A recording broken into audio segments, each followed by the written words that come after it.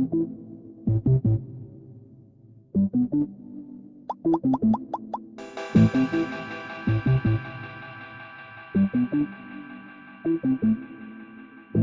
donc puisqu'on est dans le Nice Fiction, j'espère que vous êtes tous plus ou moins fans de science-fiction, Star Wars, enfin les choses un petit peu curieuses, bizarres, paranormales et essentiellement Star Wars. J'ai fait une petite vidéo de démarrage pour présenter le sujet et donc je l'ai faite à la Star Wars, donc c'est sûr que... Est-ce qu'il y a des fans de Star Wars ici? Ah, quand même, bon ça va, donc je suis rassuré, ça va gêner personne. Donc on va faire un petit démarrage qui donne un petit peu la tonalité et qui définira un petit peu quelques chiffres qu'après je vous détaille dans la conférence. C'est dommage qu'il y a beaucoup de lumière là.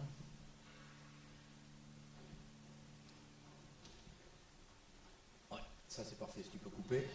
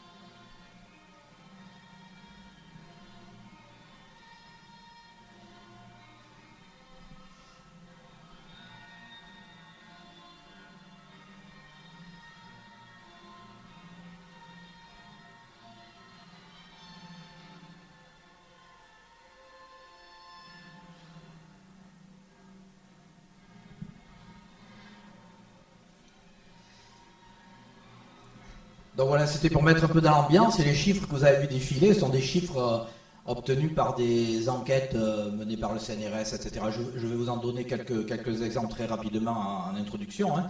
Il n'y a pas de dérive du chiffrage en quelque sorte, aussi étonnant que ça puisse paraître.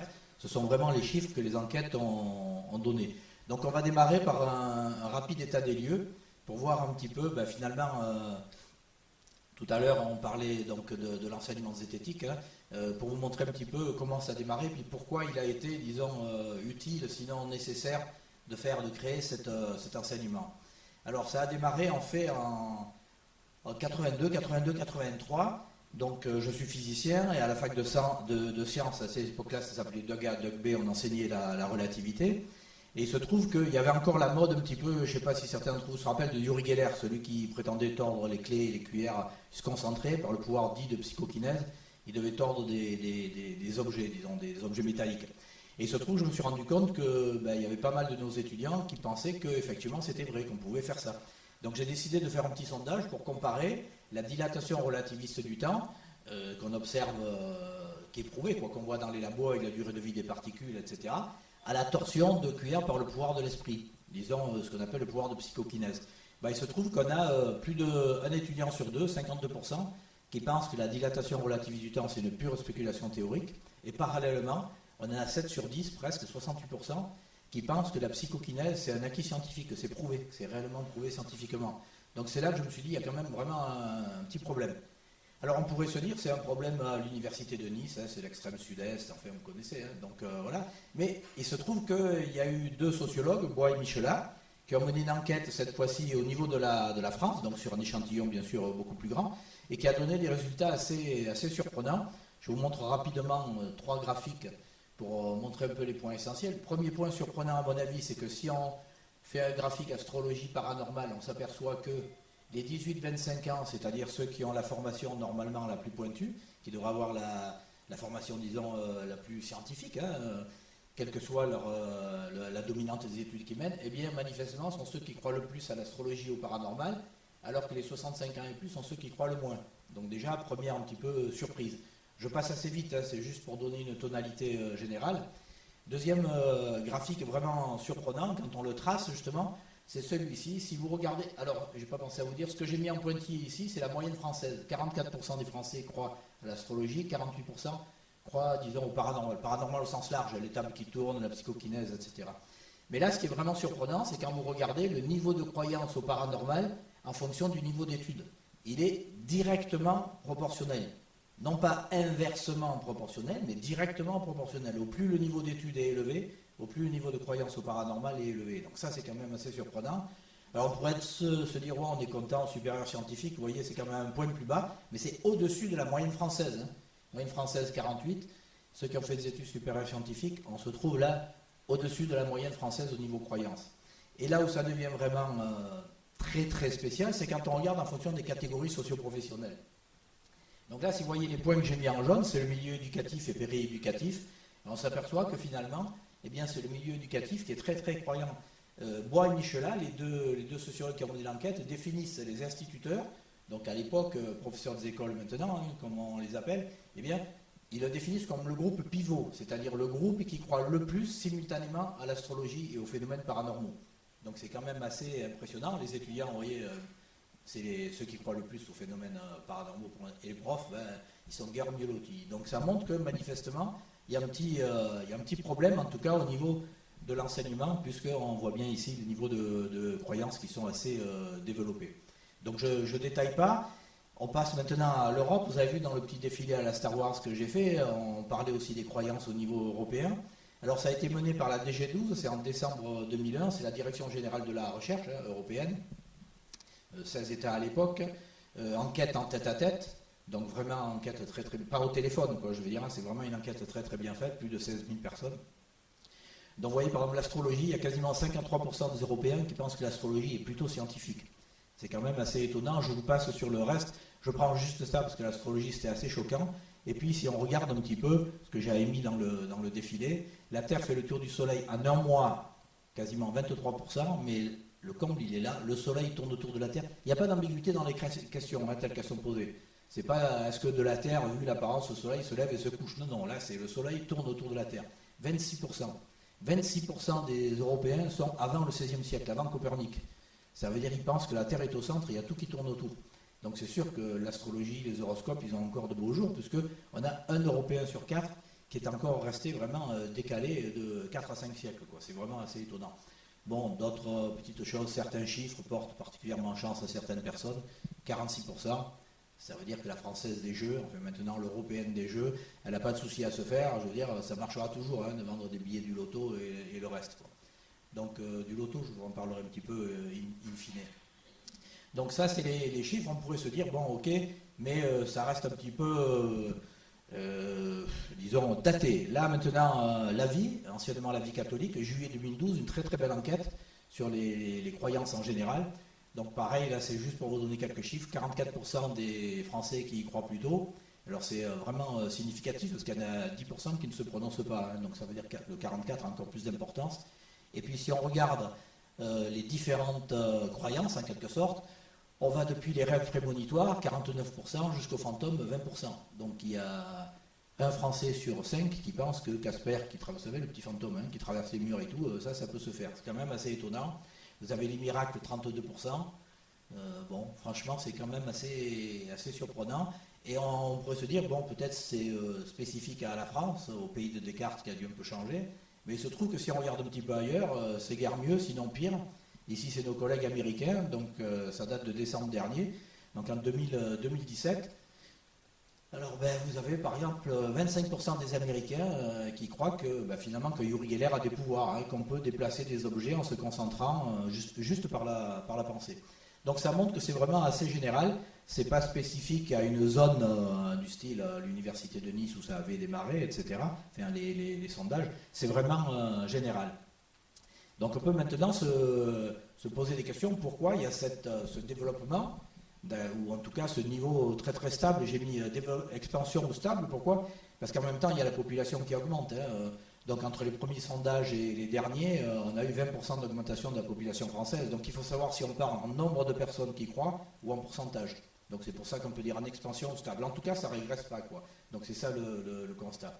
Par contre, ce qui est assez étonnant, c'est que si on prend les phénomènes paranormaux, quels qu'ils soient, eh bien on s'aperçoit de deux choses. Premièrement, le corpus, le nombre de phénomènes paranormaux, il diminue. On peut faire un sondage ici dans la salle, qui c'est qui a déjà vu une sorcière sur un balai? À part dans un film d'Harry Potter, un truc comme ça, mais je parle en réalité, hein. Bon, c'est rare de voir ça de nos jours. Donc, il y a plein de phénomènes paranormaux comme ça qui disparaissent. Donc, le nombre de phénomènes paranormaux revendiqués diminue. Et parallèlement, l'intensité de chacun de ces phénomènes diminue, et diminue beaucoup. Je vais vous donner juste un exemple avec la psychokinèse, pour garder cet exemple-là, le pouvoir de l'esprit sur la matière. Mais ce que je fais ici, le graphique que vous allez voir avec la psychokinèse, on peut le faire avec, je ne sais pas moi, l'eau de Lourdes, hein, la puissance de guérison de l'eau de Lourdes. On a exactement le même graphique. Donc si on regarde un petit peu ici, la psychokinèse s'est revendiquée comme étant l'action qui a permis de déplacer les statues de l'île de Pâques. Hein. Il y avait le sorcier qui avait le mana, il se concentre, puis hop, les statues viennent. Alors le statut, c'est des masses, celles qui ont été mises en place, ça va d'à peu près 2-3 tonnes jusqu'à 80 tonnes. D'accord? Il y en a une de 200 tonnes, mais celle-là, ils n'ont pas réussi à la bouger, elle est restée où elle était, hein, dans la carrière. Mais sinon, déplacer 80 tonnes, donc c'est des masses vraiment très très importantes. C'est revendiqué comme étant le résultat de la psychokinèse. Ensuite, dans les années 1850, démarrage du spiritisme, du 147 aux États-Unis. Donc c'est des tables, ici j'essaye de dessiner une table un peu massive, quoi, en chaîne et tout. Donc c'est des masses vraiment très importantes, hein, 30, 40, 50 kilos. Dans les années 1900-1920, c'est les poltergeists, ça vient d'Allemagne, c'est dans les cuisines, c'est les casseroles qui teintent, qui bougent. Donc c'est des masses, disons, le kilogramme. Et ensuite, dans les années 80, 1980, les psychokinètes, comme on appelle ceux qui sont censés avoir le pouvoir de psychokinésie, sont censés déplacer des petites pièces d'échecs, ou peut-être un petit bout de papier, de 1 ou 2 grammes. D'accord? C'est la même revendication, finalement, mais au cours des siècles, elle a chuté par un facteur à peu près 10 puissance 6, 1 million. C'est 1 million de fois plus faible. Si on prend l'eau de Lourdes, je vous disais tout à l'heure, alors évidemment ça démarrerait ici, à 1858, Bernadette Soubirous qui prétend voir la Vierge, ben on a exactement la même courbe, il suffit de tracer, on ramène au million de pèlerins et on regarde le nombre de guérisons. On a la même courbe. On a la même courbe quasiment pour tous les phénomènes paranormaux qu'on peut regarder. Donc il y a de moins en moins de phénomènes paranormaux et leur intensité est de plus en plus petite. Alors évidemment, il y a un paramètre qui est pertinent ici, c'est que là, la méthodologie scientifique, il n'y en avait quasiment pas, et ici, elle s'est bien développée. Donc à partir du moment, par exemple, pour les tables spirites, je ne sais pas si vous êtes au courant, mais les esprits ont les yeux sensibles à la lumière. Donc il faut travailler en basse lumière. Donc on baisse la lumière, et dans l'obscurité, les tables bougent. Et puis il y a un gars qui a inventé la pellicule infrarouge. Ben là, les tables n'ont plus bougé. D'accord? Lourdes, il y avait des miracles, et puis le diagnostic médical s'est développé. À ce moment-là, il y a nettement moins de miracles. Donc la variable pertinente ici, c'est le développement de la méthode scientifique. C'est ça qui fait vraiment la chute, et la chute caractéristique. Et c'est pour ça que c'est quasiment la même chute, d'accord, quel que soit le phénomène, la même intensité, 10 puissance 6, 1 million si vous voulez. La même intensité, pourquoi? Parce qu'il y a une variable qui est commune, c'est la sophistication des moyens de contrôle et le développement de la méthode scientifique et des instruments qui vont avec, évidemment. Donc ça pose quand même un petit problème, puisque les phénomènes, il y en a de moins en moins, l'intensité est de plus en plus petite, et par contre, le nombre de personnes qui y croient augmente. Donc, manifestement, il faut se poser un petit peu des questions pour essayer de comprendre d'où ça peut venir. Alors, ici, je vous donne quelques pistes. Je ne dis pas que ce sont les explications, mais à mon avis, c'est vraiment les pistes principales.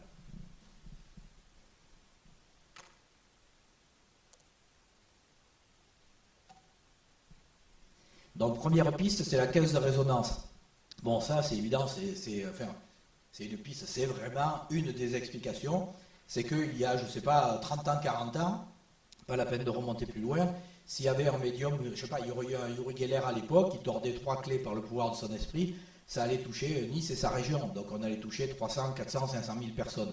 Maintenant, le même individu, il passe à la télé, il va passer à l'émission Mystère de TF1, un truc comme ça, il va tout de suite toucher une dizaine de millions de téléspectateurs, et puis l'émission va être rediffusée, donc il va toucher des dizaines de millions de téléspectateurs. Donc il y a un effet de résonance des médias électroniques. Électronique, j'ai mis entre guillemets au sens large, radio, télé, Internet. Et Internet, il y a une diffusion de folie de tous les soi-disant phénomènes paranormaux. Donc ça, c'est le premier point. Le deuxième point, c'est les médias mensonges, les mensonges des médias. Manifestement, il y a une dérive de la déontologie dans le milieu journalistique. Nous, on est bien placés à la fac et au laboratoire de zététique. Bon, je ne vais pas tout vous détailler, mais suite au sondage que vous avez vu, j'ai décidé de créer un enseignement un peu particulier, un enseignement de méthode scientifique, un enseignement de zététique. Et puis l'enseignement a eu pas mal de succès, donc on a pu créer un laboratoire. Donc c'est la seule structure universitaire de zététique, d'études des phénomènes paranormaux. Et il se trouve que quand il y a des journalistes qui voulaient monter une émission sur des phénomènes un peu bizarres, ils nous contactent. C'est très fréquent. Il se trouve que souvent, donc là on est bien placé parce qu'on a la preuve, par exemple je vous cite Mystère de TF1, avant que l'émission démarre, enfin que la série et le magazine, parce qu'il y en a eu un paquet d'émissions, et bien ils nous ont contactés, ils nous ont dit est-ce que vous seriez intéressé, voilà, grosso modo pour faire le scientifique dans un truc qui s'intéresse aux phénomènes paranormaux.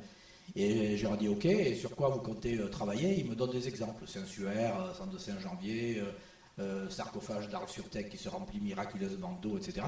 Je leur dis bon ok, puis je leur prends 2-3 exemples, je leur dis mais là on a les solutions, et je leur ai détaillé les solutions, je leur ai même envoyé les références et tout.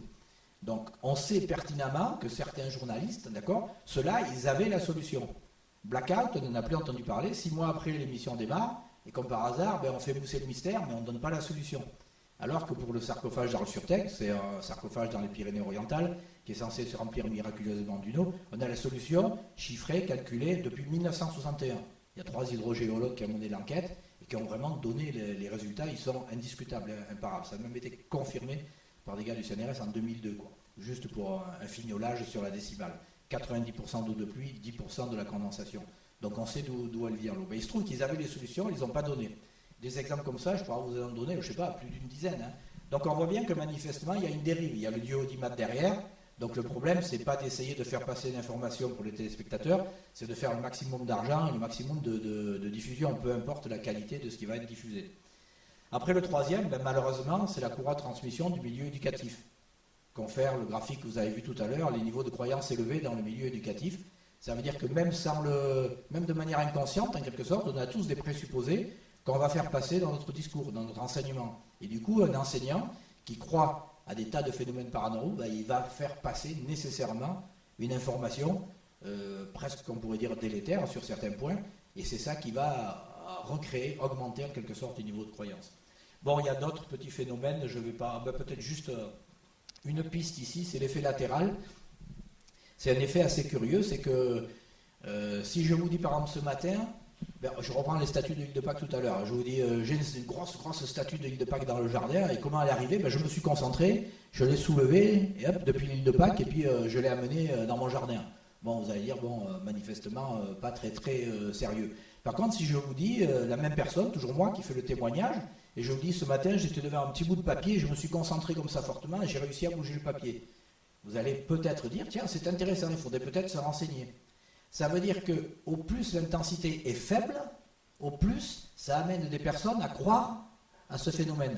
Donc c'est un effet paradoxal de la méthode scientifique qui a fait chuter l'intensité des phénomènes paranormaux, ce que vous avez vu tout à l'heure, mais qui du coup, comme l'intensité a chuté, ça a amené des personnes à croire à des phénomènes auxquels ils n'auraient pas cru si c'était le déplacement des statues de 80 tonnes. Par contre, ils vont peut-être croire au déplacement de 1 gramme. Donc vous voyez, il y a un effet en quelque sorte pervers de l'augmentation de la méthodologie scientifique et des contrôles techniques en quelque sorte. Donc voilà, il y aurait peut-être d'autres pistes à explorer, mais là c'est les plus importantes.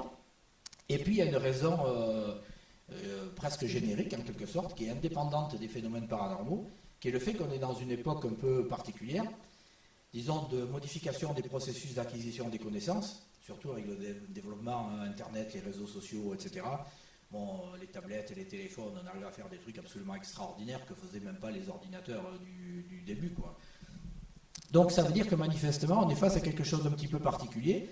Il n'y a pas très longtemps, disons 2-3 décennies, on travaillait essentiellement avec du texte, alors que maintenant, ça va être essentiellement du visuel ou de l'auditif, hein, c'est pour parler de manière générale. Donc avant, on avait un support sur lequel on pouvait travailler. Je sais pas, on passe un coup de stabilo pour ne pas faire de publicité, on surligne, disons. Bon, on surligne, on note en marge, on note sur une feuille, on ferme le bouquin, on peut y revenir plus tard. Donc on a le temps et on peut construire une analyse étayée. Alors que maintenant, souvent, on est soumis à une information, un flash, quoi. Le poids des mots, le choc des photos, hein, comme dit Paris Match. Eh bien, c'est ça à l'heure actuelle. Donc il y a un développement qui fait qu'on remplace ce qui était le texte par le visuel, ce qui permettait la durée par quelque chose de très rapide. Donc on joue sur l'impression. Donc c'est ce que j'ai mis en bleu en fond. Finalement, au lieu de raisonner, on va jouer sur la sensation. Au lieu de faire appel, disons, à l'encéphale, on va faire appel aux tripes, on va faire réagir en quelque sorte. C'est même assez intéressant quand vous regardez des JT, on n'est pas dans les phénomènes paranormaux, là, vous regardez un journal télévisé, et vous regardez les images qui sont diffusées, et c'est absolument ahurissant, parce que des fois, le commentaire n'a rien à voir avec les images qui sont diffusées, quoi. On arrive vraiment à des trucs incroyables. Et ce qui va porter la plupart du temps, c'est les images diffusées, et pas ce que le gars il dit. Donc vous ne pourrez jamais lui reprocher de comment, mais vous avez dit ça. Non, non, il n'a pas dit, si vous prenez au mot à mot exactement ce qu'il a dit, mais c'était induit par les images. Donc il y a vraiment une espèce de traitement de l'information qu'il faudrait reprendre un petit peu, essentiellement au niveau justement même de l'information télévisuelle, hein, des journaux télévisés, quelle que soit la chaîne. Donc c'est assez étonnant. Alors évidemment, je vous ai mis ici, on n'aura pas le temps d'en discuter, ou alors peut-être après dans des questions. C'est ça qui va amener justement à la radicalisation, l'extrémisme. J'ai pas mis radicalisme, ce que j'aurais dû mettre normalement, mais si je mets radicalisme, ça pose un problème parce que les radicaux, c'est un groupe politique, et le radicalisme, d'accord. Donc c'est pour ça que j'ai mis radicalisation. Mais sinon, c'est extrémisme, complotisme, obscurantisme, et puis radicalisme qu'on devrait mettre aussi. Et c'est lié justement à cet excès finalement d'information, sans qu'on ait la qualité de l'information, et ça crée un effet, un entonnoir cognitif. Alors Gérald, un collègue, lui il parle de tunnel cognitif, c'est exactement ça, mais en zététique on parle d'effet entonnoir. Pourquoi? Parce qu'il y a un effet, comme un effet Venturi, vous savez, quand on diminue une section, eh bien automatiquement ça augmente la vitesse. D'accord?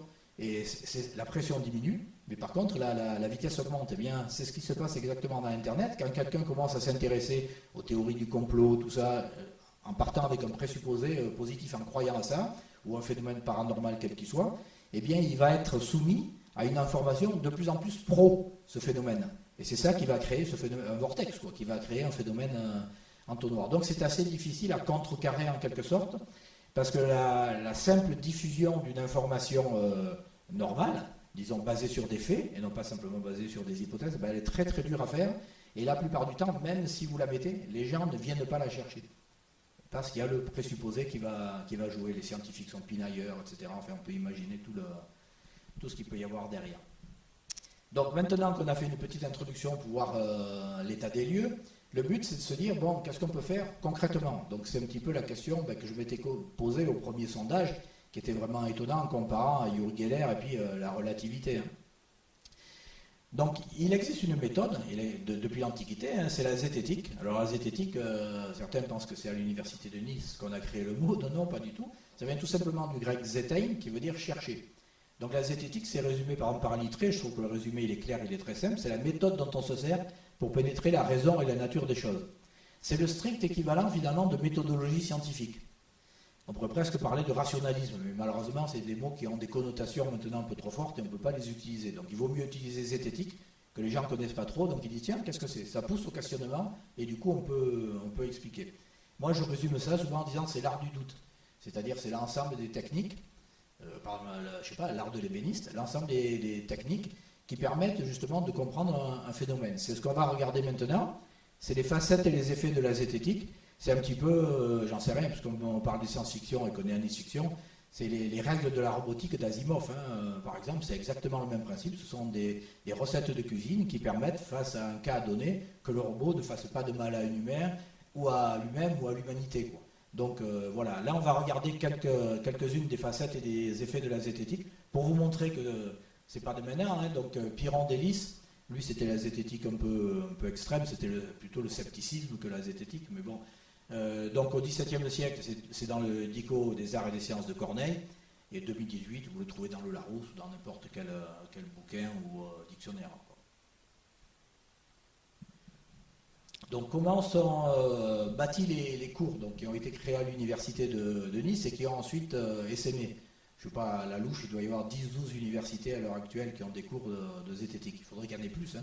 Bon, mais c'est déjà pas mal et ça prend du temps à essaimer. Il faut une vingtaine, une trentaine d'années avant que ça commence à essaimer un petit peu. C'est malheureux, mais c'est comme ça. Donc le principe, c'est quoi? C'est finalement de se servir des phénomènes paranormaux, des phénomènes extraordinaires, en deux mots, hors de l'ordinaire, comme support. C'est-à-dire, c'est pas parce qu'on tient particulièrement à étudier ces phénomènes. Enfin, moi, ça m'intéresse depuis que je suis tout gosse, tous les trucs un peu mystérieux, tout ça. Premier tour de magie, je l'ai fait, j'avais 9 ans. Donc l'intérêt à tous les trucs bizarres, de magie, au sens même magie illusionnisme, ça fait longtemps. Donc je trouve que c'est intéressant et manifestement, ça intéresse aussi les étudiants qui sont accrochés par ces thématiques. Donc le but, c'est de se servir de ce support, mais l'objectif, c'est de faire comprendre ce qu'est la méthode scientifique. Et c'est aussi d'essayer de faire mémoriser, parce que le problème, c'est ok, on peut faire des cours de méthode scientifique, des cours d'esprit critique, etc., ce qui est la même chose, mais le problème, c'est après, face à une situation donnée, face à une information, d'essayer, ou d'être capable, si possible, de décrypter cette information. Et pour ça, bien, il faut le faire. Dire c'est bien, faire c'est mieux. C'est-à-dire il faut vraiment faire des expériences. Il faut avoir une espèce de fiche de recette. Alors au début, c'est vraiment comme si vous voulez faire une pisse saladière. Il faut prendre la recette, etc., pour savoir qu'est-ce qu'on va mettre comme dosage, quoi. Après, une fois que vous l'avez faite 100 fois, bon ok, vous avez la recette en tête. Ben là, c'est pareil. Il faut essayer de passer en revue des facettes et des effets pour essayer d'acquérir un comportement un petit peu scientifique, en quelque cas, une démarche scientifique. Ce qui compte, c'est la démarche. Ce n'est pas les résultats. Retenir plein de résultats, ça ne sera pas à grand-chose. Il vaut mieux retenir une méthode qui va vous donner 10 ou 12 résultats, plutôt que de retenir ces 10 ou 12 résultats séparés, en quelque sorte. Donc, quelques exemples de rapports étudiants, non pas le contenu, juste pour vous montrer, disons, la thématique principale, comment on se situe dans cet enseignement. Bien, c'est bien résumé par Poincaré, donc physicien, enfin mathématicien et physicien, grosso modo les deux liés chez lui. L'inventeur de la relativité de E égale mc2 au passage. Donc, douter de tout, tout croire, ce sont deux solutions également commodes qui l'une et l'autre nous dispensent de réfléchir. Ça pose bien justement le principe. Pas un extrême, pas l'autre, mais essayer de bien réfléchir et d'essayer d'aborder les problèmes. Il faut essayer d'être suffisamment informé et d'être informé suffisamment correctement. Parce qu'on peut avoir de l'information, même en avoir beaucoup, mais si l'information n'est pas correcte, ça ne sert à rien. Donc premier point, être suffisamment informé, objectivement, en quelque sorte. Et deuxième point, il faut que l'information soit correcte, elle soit vérifiable et vérifiée. Donc ici, vous voyez quelques rapports, c'était l'île de Pâques, etc. Je vous montre juste quelques exemples. Bon, les dessins de Nazca au Pérou, je suppose que vous connaissez tous. C'est des dessins, soi-disant, qui ne sont visibles que du ciel, ce qui n'est pas tout à fait vrai, quoi. On peut les voir du sol, mais on les voit mal. Donc, qui auraient été faits par des extraterrestres ou pour des extraterrestres. Disons, ils ont été faits par les Indiens Nazca, parce que c'est pas terrible à faire. C'est juste on prend des cailloux qui sont oxydés, de la rouille, quoi. C'est de l'oxyde de fer qui est sur les cailloux. Les cailloux sont enlevés sur une profondeur, 15-20 cm maximum. Ils sont mis sur le côté, donc ça fait un petit rebord qui marque encore plus le sentier. Ça fait finalement un chemin, quoi. On pense d'ailleurs que ça pouvait être utilisé pour des processions, parce que tous les dessins de Nazca sont faits par un seul fil, une seule ligne. Donc l'araignée, quoi, ici 45 mètres, le colibri en haut 90 mètres, le condor à gauche 110-120 mètres. Donc vous voyez, c'est des dessins quand même suffisamment imposants et qui sont donc, disons, visibles que du ciel, ou en tout cas bien visibles uniquement du ciel. Et certains disent, bon, on ne sait pas comment ils ont été faits, etc. Or, il se trouve qu'il y a une Nazca européenne, qui n'est pas très connue, mais on a une Nazca européenne, elle est ici. Elle est essentiellement au col de Vence. Mais bon, il y en a un petit peu dans la région. C'est des étudiants de zététique, justement, qui ont travaillé sur les dessins de Nazca et qui ont montré qu'il n'y avait rien de bien particulier. Ils sont partis d'une maquette, là je vous donne juste un exemple. Des résidus de maquette ont été trouvés à Nazca. Des résidus de piquets de bois ont été retrouvés, ont été datés d'ailleurs, ça a donné le 6e siècle de notre ère, c'est la civilisation Nazca pile. Et piquet de bois qui pourrait servir au planter un piquet ou tirer une ficelle. Et puis si vous voulez faire une spirale, vous tournez avec votre ficelle et puis vous l'enroulez sur un tonneau ou sur autre chose et vous avez une spirale. Si vous voulez faire un cercle, vous ne mettez pas le tonneau. Voilà. Donc avec des techniques simples, ici c'est certainement la technique qui a été utilisée par les Nazca, c'est tout simplement de faire une maquette et puis de prendre tous les points où vous avez un changement de direction du dessin. Vous avez les coordonnées XY. Même si les Indiens Nazca ne parlaient pas en coordonnées en XY, c'est pareil. C'est un axe, et puis vous faites deux mesures sur cet axe, et perpendiculairement à l'axe, pour chacune des positions. Donc ici, les étudiants, c'est ce qu'ils font au sol. Alors l'expérience a montré que c'est bien de planter les piquets, mais il faut mettre une ficelle au fur et à mesure, parce que sinon on a des piquets partout, et je vous jure, c'est vraiment compliqué, on ne sait plus où on en est. Donc vous mettez les piquets, puis au fur et à mesure, il y a quelqu'un qui met une ficelle, et ensuite procédez de champ levé. Donc là, c'est simplement avec des bêches et tout, ça refait exactement le procédé de Nazca, on enlève sur 10, 15, 20 cm de profondeur. Et ça vous donne des résultats assez sympathiques, je vous en montre juste quelques-uns. Donc ça, c'est l'air Saint-Michel, il y a une vingtaine d'années, 30 mètres. Vous avez ici un dragon, je le surligne en jaune, après ça va s'enlever, parce qu'il est difficile à voir, il est sur un flanc de coteau, il fait 75 mètres, il est au col de Vence. Vous avez à Villeneuve-Loubet un canard de 39 mètres. Alors vous allez dire un canard, il n'y a pas de canard à Nazca. Non, mais le canard, c'est le symbole de la fac des sciences de Nice. Donc du coup, voilà, on a tenu à rendre hommage à la fac des sciences. Vous avez un joli escargot, c'est dommage, c'est un peu flou là l'image, je ne sais pas si vous voyez bien, mais vous avez un escargot ici, un magnifique escargot de 40 mètres. Et là, vous avez celui-là, j'ai mis un peu plus grand, l'oiseau de Cossol. Pourquoi? Parce que vous voyez à côté, là, c'est le petit camp de base des étudiants, ça vous donne la dimension, puis vous avez la route à côté. L'intérêt de celui-là, c'est qu'on l'a fait juste à côté, enfin, on l'a fait, les étudiants l'ont fait, moi j'étais là, mais je les laisse bosser évidemment, c'était leur travail, c'est leur examen de fin d'année en quelque sorte, hein. Et il est à côté de l'observatoire. Le but, c'est que les gens qui voient ou qui devinent ce dessin-là, ils disent, tiens, il y a quelque chose de bizarre. En montant un petit peu, là j'ai fait la photo depuis la montée qui va vers l'observatoire, mais si on se met en haut au niveau du parking, on est un petit peu plus haut, on domine, et le but c'était de se dire, les gens vont faire le rapprochement, tiens ici il y a des gens qui étudient le ciel, et comme par hasard, bizarrement à côté, il y a un symbole un peu comme un condor des cités d'or, quoi, hein. C'est le condor des cités d'or. Donc le but c'était de faire ça, et puis au fil des années, il s'estompe, mais par contre l'herbe pousse différemment à l'endroit où ça a été remué. Et donc, quand vous avez le soleil rasant, eh bien, vous voyez la trace. Elle est difficile à voir, et c'est ça qui est bien, finalement, ça fait très mystérieux, en quelque sorte, et elle apparaît quand vous avez le soleil rasant. Ici, vous avez des étudiants qui ont travaillé sur deux hypothèses archéologiques du déplacement des statues de l'île de Pâques. Alors, quand je dis deux hypothèses archéologiques, je devrais plutôt dire une hypothèse archéologique et une hypothèse qui est plutôt hors du domaine archéologique. Maintenant, elle a commencé à s'intégrer depuis 3-4 ans, mais là, ce n'était pas le cas à l'époque. Donc, la première hypothèse, c'est ce qu'on appelle la chèvre oscillante que vous avez ici. C'est tout simplement un V. Vous prenez deux petits madriers que vous mettez en V, vous les mettez inversés comme ça, la corde passe dessus, la statue est attachée au cou, par exemple, elle est sur un berceau de bois. Alors, certains nous ont dit, oui, mais il n'y avait pas de bois sur l'île de Pâques, tout ça. Si, il y a eu du bois jusqu'à plus de 45 cm de diamètre et tout. Il y a des palynologues qui ont fait des carottages et tout. Donc, il n'y en a plus maintenant. Il y a eu une catastrophe écologique, quoi. Il n'y en a plus maintenant, mais il y en avait à l'époque, il n'y a pas de problème et tout. Donc, ça, c'est l'hypothèse, disons, la plus répandue au niveau des archéologues, à savoir le transport des statues sur des traîneaux, si on peut dire. Hein. OK. Et puis, deuxième hypothèse, donc, qui a été émise par un collègue belge, Simeret, en 1982. Bizarrement, en 2013, il y a deux Américains qui ont dit qu'ils avaient trouvé une nouvelle théorie, ils ont fait un film, etc., et montré la statue qui marche debout, exactement comme les étudiants le font. Et c'est Simeret 1982, et ce n'est pas les deux Américains de 2013, mais ça vous montre encore les problèmes d'information, même dans le milieu scientifique, parce que c'était dans une publication scientifique reconnue. Donc là, les étudiants ont testé, est-ce qu'on peut déplacer la statue debout? Alors quand je dis la statue, c'est avec une petite statue, mais qui est quand même assez particulière. La statue que vous voyez, elle a été faite par un ami sculpteur, Marc Lebrun. C'est une reproduction exacte de la briseuse de vagues qui est au British Museum, à une échelle 3,5 à peu près.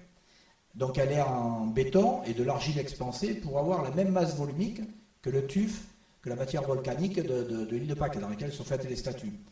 Et quand on connaît le rapport d'échelle, d'accord, entre deux objets, eh bien, si on calcule la force sur un objet, on sait automatiquement la force qu'il faut sur l'autre. Les résistances sur un, on connaît les résistances sur l'autre. Tout ce qui est au point de vue résistance, c'est des frottements. Les frottements, ça joue en fonction de la surface. Et la surface, elle va varier comme le carré de la dimension, quand on multiplie la dimension par elle-même. Alors que le volume, donc la masse, donc le poids, donc la force associée, ça va varier comme le cube de la dimension. Donc quand on fait un travail sur la petite statue, on sait exactement ce qu'il faut faire sur la grande statue qui aurait la même forme. Et c'est le cas sur celle, par exemple, du British Museum. Donc voilà pourquoi on prend tout simplement des cordes. Au bout des cordes, vous mettez des dynamomètres, vous mettez une balance et puis vous posez des trucs dessus. Mais sinon, un dynamomètre, c'est un petit ressort étalonné. Vous tirez dessus et ça vous dit la force que vous exercez. Combien de kilogrammes de force ou de newton vous exercez en tirant dessus. Donc on connaît la force, on connaît le déplacement, on connaît l'énergie qu'il faut pour déplacer ces statues. Et la rotation avec dandinement au banné, c'est celle que vous voyez ici dans les quelques photos que j'ai mises, eh bien ça montre que finalement c'est vraiment préférable énergétiquement. C'est beaucoup moins coûteux de transporter la statue comme ça, debout, en la faisant marcher en quelque sorte, que de la transporter sur le traîneau. C'est tout ce qu'on fait, je vais vous dire presque instinctivement. Hein. Si je vous dis, bon, est-ce que vous pouvez venir m'aider à faire un déménagement, vous venez chez moi, puis il y a un frigo à trimballer, je ne pense pas que vous allez le prendre et vous le mettre sur le dos pour le sortir. Hein. Vous allez le prendre et puis vous allez le basculer, comme les robots de SF au début du siècle dernier. Vous savez, tac, tac, tac, comme ça. On le fait lever sur un seul point d'appui, puis hop, on le tourne, on le bascule. Eh bien, c'est exactement ça, c'est la rotation d'endinement au bané. La statue, elle avance, grâce à qui? Non pas aux personnes qui tiennent les câbles, les cordes qui sont là, ça c'est juste pour stabiliser. Ce qui fait avancer, c'est cette espèce de ceinture, c'est une corde hein, qui fait juste le tour comme ça. Vous prenez ma ceinture, vous prenez une ceinture très très longue, on la défait, je me penche comme ça, les personnes qui sont là tirent, hop, ça me fait pivoter, on penche de l'autre côté, les gars tirent la ceinture de ce côté, et hop, d'accord? C'est comme ça qu'on fait bouger un gros meuble ou un truc comme ça, c'est la même technique. Et il se trouve que c'est intéressant, pourquoi? Parce qu'en plus ça correspond aux légendes de l'île de Pâques. La légende dit, je vous parlais tout à l'heure du mana, les statues marchaient en quelque sorte, se mettaient en place debout. Et ça correspond bien à ce type de transport, nettement moins à la chèvre oscillante, le transport sur traîneau. Autre chose, il y a plus de 600 statues qui ont été mises en place à l'île de Pâques. Je ne parle même pas des statues qui restent dans la carrière hein, de fabrication, celles qui ont été mises en place, plus de 600. Il y a eu évidemment des dégâts de temps en temps. Il y a des statues cassées, donc qui sont restées en place. Là où elles étaient, là où ça a foiré en quelque sorte le transport. Et ces statues cassées, elles sont dans n'importe quel sens. Ce qui ne correspond pas à ce type de transport. Parce que soit elles étaient sur le nez, et si ça casse, ben, on doit toutes les retrouver sur le nez, soit elles étaient peut-être sur le dos, toutes sur le dos, ou sur la tranche, enfin peu importe, mais le type de transport implique que les statues abandonnées, cassées, devraient toujours être dans la même position en quelque sorte. Et ce n'est pas le cas. Ce qui correspond bien justement au transport debout, où de temps en temps, ben, malheureusement, il y en a un qui tire trop ou les autres qui ne tirent pas assez, et la statue elle tombe. Et à ce moment-là, si elle est entière, vous pouvez essayer de la relever, mais c'est coûteux énergétiquement, c'est plus facile d'aller en prendre une autre dans la carrière et de la mener. C'est nettement moins coûteux énergétiquement. Et si elle est cassée, vous la laissez en place. D'ailleurs, je vous ai dit, 2013, il y a deux Américains qui ont soi-disant fait la nouveauté, le transport enfin debout qui marche. Ce qu'ils ne disent pas dans leur film, on voit un film, c'est sympa et tout. Ce qu'ils ne disent pas, c'est qu'ils ont fait 100 mètres, comme ça la statue a fait 100 mètres, mais c'est qu'il y a des coupures dans le film. La statue est tombée 3 fois. Elle a été relevée par une grue. Donc vous voyez, c'est quand même pas tout à fait la même chose hein, que de la relever du militari, quoi, en quelque sorte. Donc voilà pour vous montrer un petit peu sur des thèmes archéologiques. Sinon, il y a d'autres thématiques qui peuvent être couvertes, et je vous montre un rapport donc, de fin d'année d'étudiants qui ont travaillé sur un sujet particulier.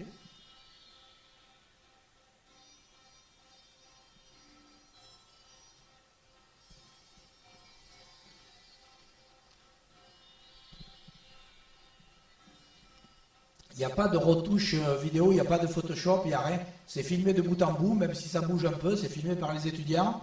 C'est tel quel. Hein. Aucune coupure, aucune retouche.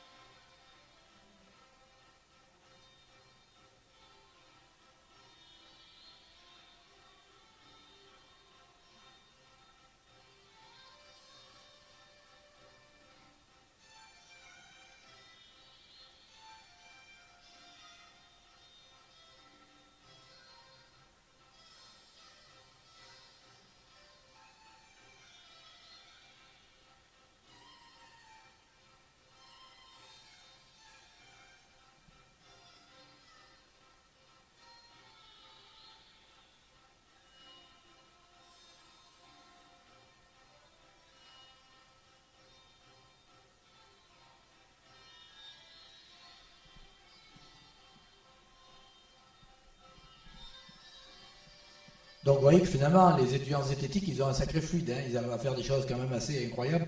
Alors des lévitations, il y en a eu des dizaines, hein, celle-ci c'est une des plus jolies, mais il y en a eu d'autres. Donc c'était pour vous montrer un petit peu ce que en fin d'année, finalement, suite à un cours de zététique, enfin des cours de zététique, des TD et des TP, hein, parce que le but c'est de faire les expériences, mais en se concentrant bien, des étudiants arrivent à faire. Alors je suppose que vous voulez peut-être savoir comment ils font en se concentrant. Pour le savoir, vous devez suivre les cours zététiques parce que je ne vous dirai pas comment on fait ce genre de choses. Ce sont des lévitations particulières qui sont toujours utilisées à l'heure actuelle par des personnes qui ne prétendent pas avoir des pouvoirs et qui font de la scène et qui font de l'illusionnisme. Donc évidemment. Donc le but c'est de montrer un petit peu ce que les étudiants arrivent à faire. Il y a plein de sujets comme ça, même si ce n'est pas des sujets paranormaux. Hein. Il y a des étudiants qui ont traité le trou de la couche d'ozone, etc. Hein. Donc le développement durable, etc. Le but c'est de voir comment analyser en quelque sorte l'information. Alors comment on peut faire pour que les étudiants justement aient une démarche zététique, finalement aient une démarche scientifique quand ils abordent des phénomènes qui sont un petit peu curieux, un petit peu limites. Donc finalement on va rentrer dans le vif du sujet, je ne sais pas quelle heure il est, bon, il faudra que j'accélère peut-être un petit peu, ça c'était l'introduction. Donc on va faire les facettes et les effets de la zététique, on ne va pas toutes les faire évidemment, c'est juste pour vous montrer un petit peu les recettes. Je vous parlais au début, hein, les recettes de cuisine. Eh bien, on va voir un petit peu, on va en regarder que quelques-unes, et puis je vais prendre des illustrations, des exemples dans différents domaines. Alors bon, par exemple, une allégation extraordinaire nécessite une preuve plus qu'ordinaire. Bon, c'est quelque chose d'assez banal, mais c'est souvent oublié. Hein. Si je vous dis que ce matin, j'ai ouvert les volets et dans le jardin qui est devant chez moi, il y avait un cheval qui passait, vous allez dire, bon ok, Henri, c'est bien, il nous donne une information de ce matin, mais sans plus, vous n'allez rien me demander de particulier. La même personne, moi toujours, au même moment, au même endroit, on discute de la même manière, et puis je vous dis, ce matin, j'ai ouvert le volet, et puis dans le jardin, j'ai vu une licorne, blanche, ailée, enfin tout ce que vous pouvez imaginer, comme ça, puis elle a décollé majestueusement. Là, vous allez dire, soit il y a un problème, il faut l'amener à Sainte-Marie tout de suite, soit, oui, voilà, ça peut être ça aussi, soit sinon, vous allez me demander des preuves nettement plus fortes que ma simple affirmation. D'accord? Et ça paraît normal à tout le monde, sauf qu'on l'oublie quand on fait les phénomènes paranormaux. On nous dit, il y a un témoignage. Oui, c'est bien gentil, mais un témoignage, ça ne vaut rien, quoi. 10 témoignages ne valent rien. Il faut des expériences, il faut des trucs qu'on puisse concrètement, physiquement, mesurables en quelque sorte. Donc au plus une allégation sort du cadre des lois connues, au plus les preuves à mener doivent être fortes. Ce n'est pas les scientifiques qui pinaillent, c'est une évidence normale, hein, c'est le cheval ou la licorne. D'accord? C'est pour permettre de choisir entre les deux. Bon, il y en a d'autres. L'erreur est humaine et la faillibilité permanente ne l'est pas. Souvent, on lit un peu trop vite et on lit l'infaillibilité. Mais je ne suis pas en train de vous parler d'infaillibilité, mais de faillibilité. La faillibilité permanente n'existe pas. Ça veut dire quoi? Ça veut dire tout simplement que personne ici dans cette pièce, n'a le pouvoir de se tromper tout le temps. Personne, où que ce soit dans l'univers, n'a le pouvoir de se tromper tout le temps. D'accord? Sinon, cette personne-là a vraiment des pouvoirs. Elle aurait des pouvoirs, mais négatifs, mais elle aurait des pouvoirs. Même Elisabeth Tessier, l'astrologue, elle est obligée, tôt ou tard, de temps en temps, de faire des prédictions qui seront justes. C'est une obligation statistique. D'accord? Elle ne peut pas se tromper tout le temps. Évidemment, après, les journaux vont vous parler que de ça, quoi. D'accord? Ça va faire un tri des données. Personne ne peut se tromper tout le temps. Ça, c'est quelque chose qui est oublié, qui est très simple, mais oublié. Je vais commencer à illustrer. On va prendre l'origine de l'information fondamentale.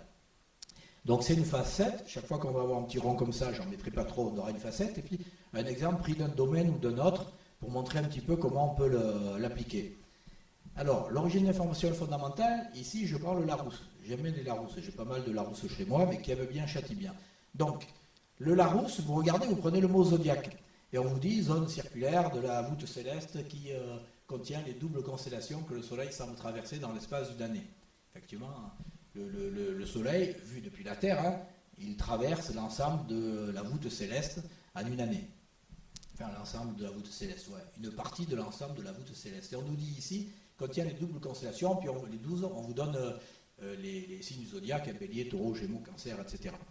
Alors, ok, n'oublions pas qu'il y a une facette de la zététique qui dit l'origine de l'information est fondamentale. Donc, Larousse, c'est bien, mais peut-être il vaudrait mieux demander à des astronomes. Ou alors, il vaudrait mieux prendre une carte du ciel, ou alors prendre une lunette astronomique, ou même des jumelles, et puis d'observer le ciel. Et à ce moment-là, si on fait ça, ici je prends une carte du ciel, ça c'est le trajet du Soleil, le trajet apparent du Soleil sur la voûte céleste qui s'est dessiné, c'est ce qu'on appelle l'écliptique, hein, le lieu des éclipses. Donc on voit où passe le Soleil sur une partie de la voûte céleste. Alors ok, à ce moment-là on regarde sur cette carte, il traverse la constellation Libra, la Balance. Bien sûr, pas de problème, c'est très bien. Donc le Soleil fait ça, il est dans la Balance, il arrive ensuite ici dans la constellation du Scorpion, ok, et on se dit, ben après il passe dans le Sagittaire. Eh bien non, pas du tout. Il ne passe pas dans le Sagittaire, il passe dans Ophiuchus ou le Serpentaire. Ophiuchus ou le Serpentaire, c'est une constellation zodiacale, ça vient être traversée par le Soleil, qui a été remarquée, formée et nommée au IVe siècle avant notre ère, par Eudoxe de Cnide, un mathématicien et astronome grec. Et pas du tout, comme certains l'ont même écrit, inventé, grosso modo, par les astronomes en 1922. Le sous-entendu, c'était soi-disant pour embêter les astrologues. Non, non, c'est bien connu depuis longtemps. Il y a 13 constellations zodiacales. Pourquoi les astrologues, ils n'en prennent que 12? Parce que 360, vous le divisez facilement par 12. Par 13, c'est moins marrant, quoi.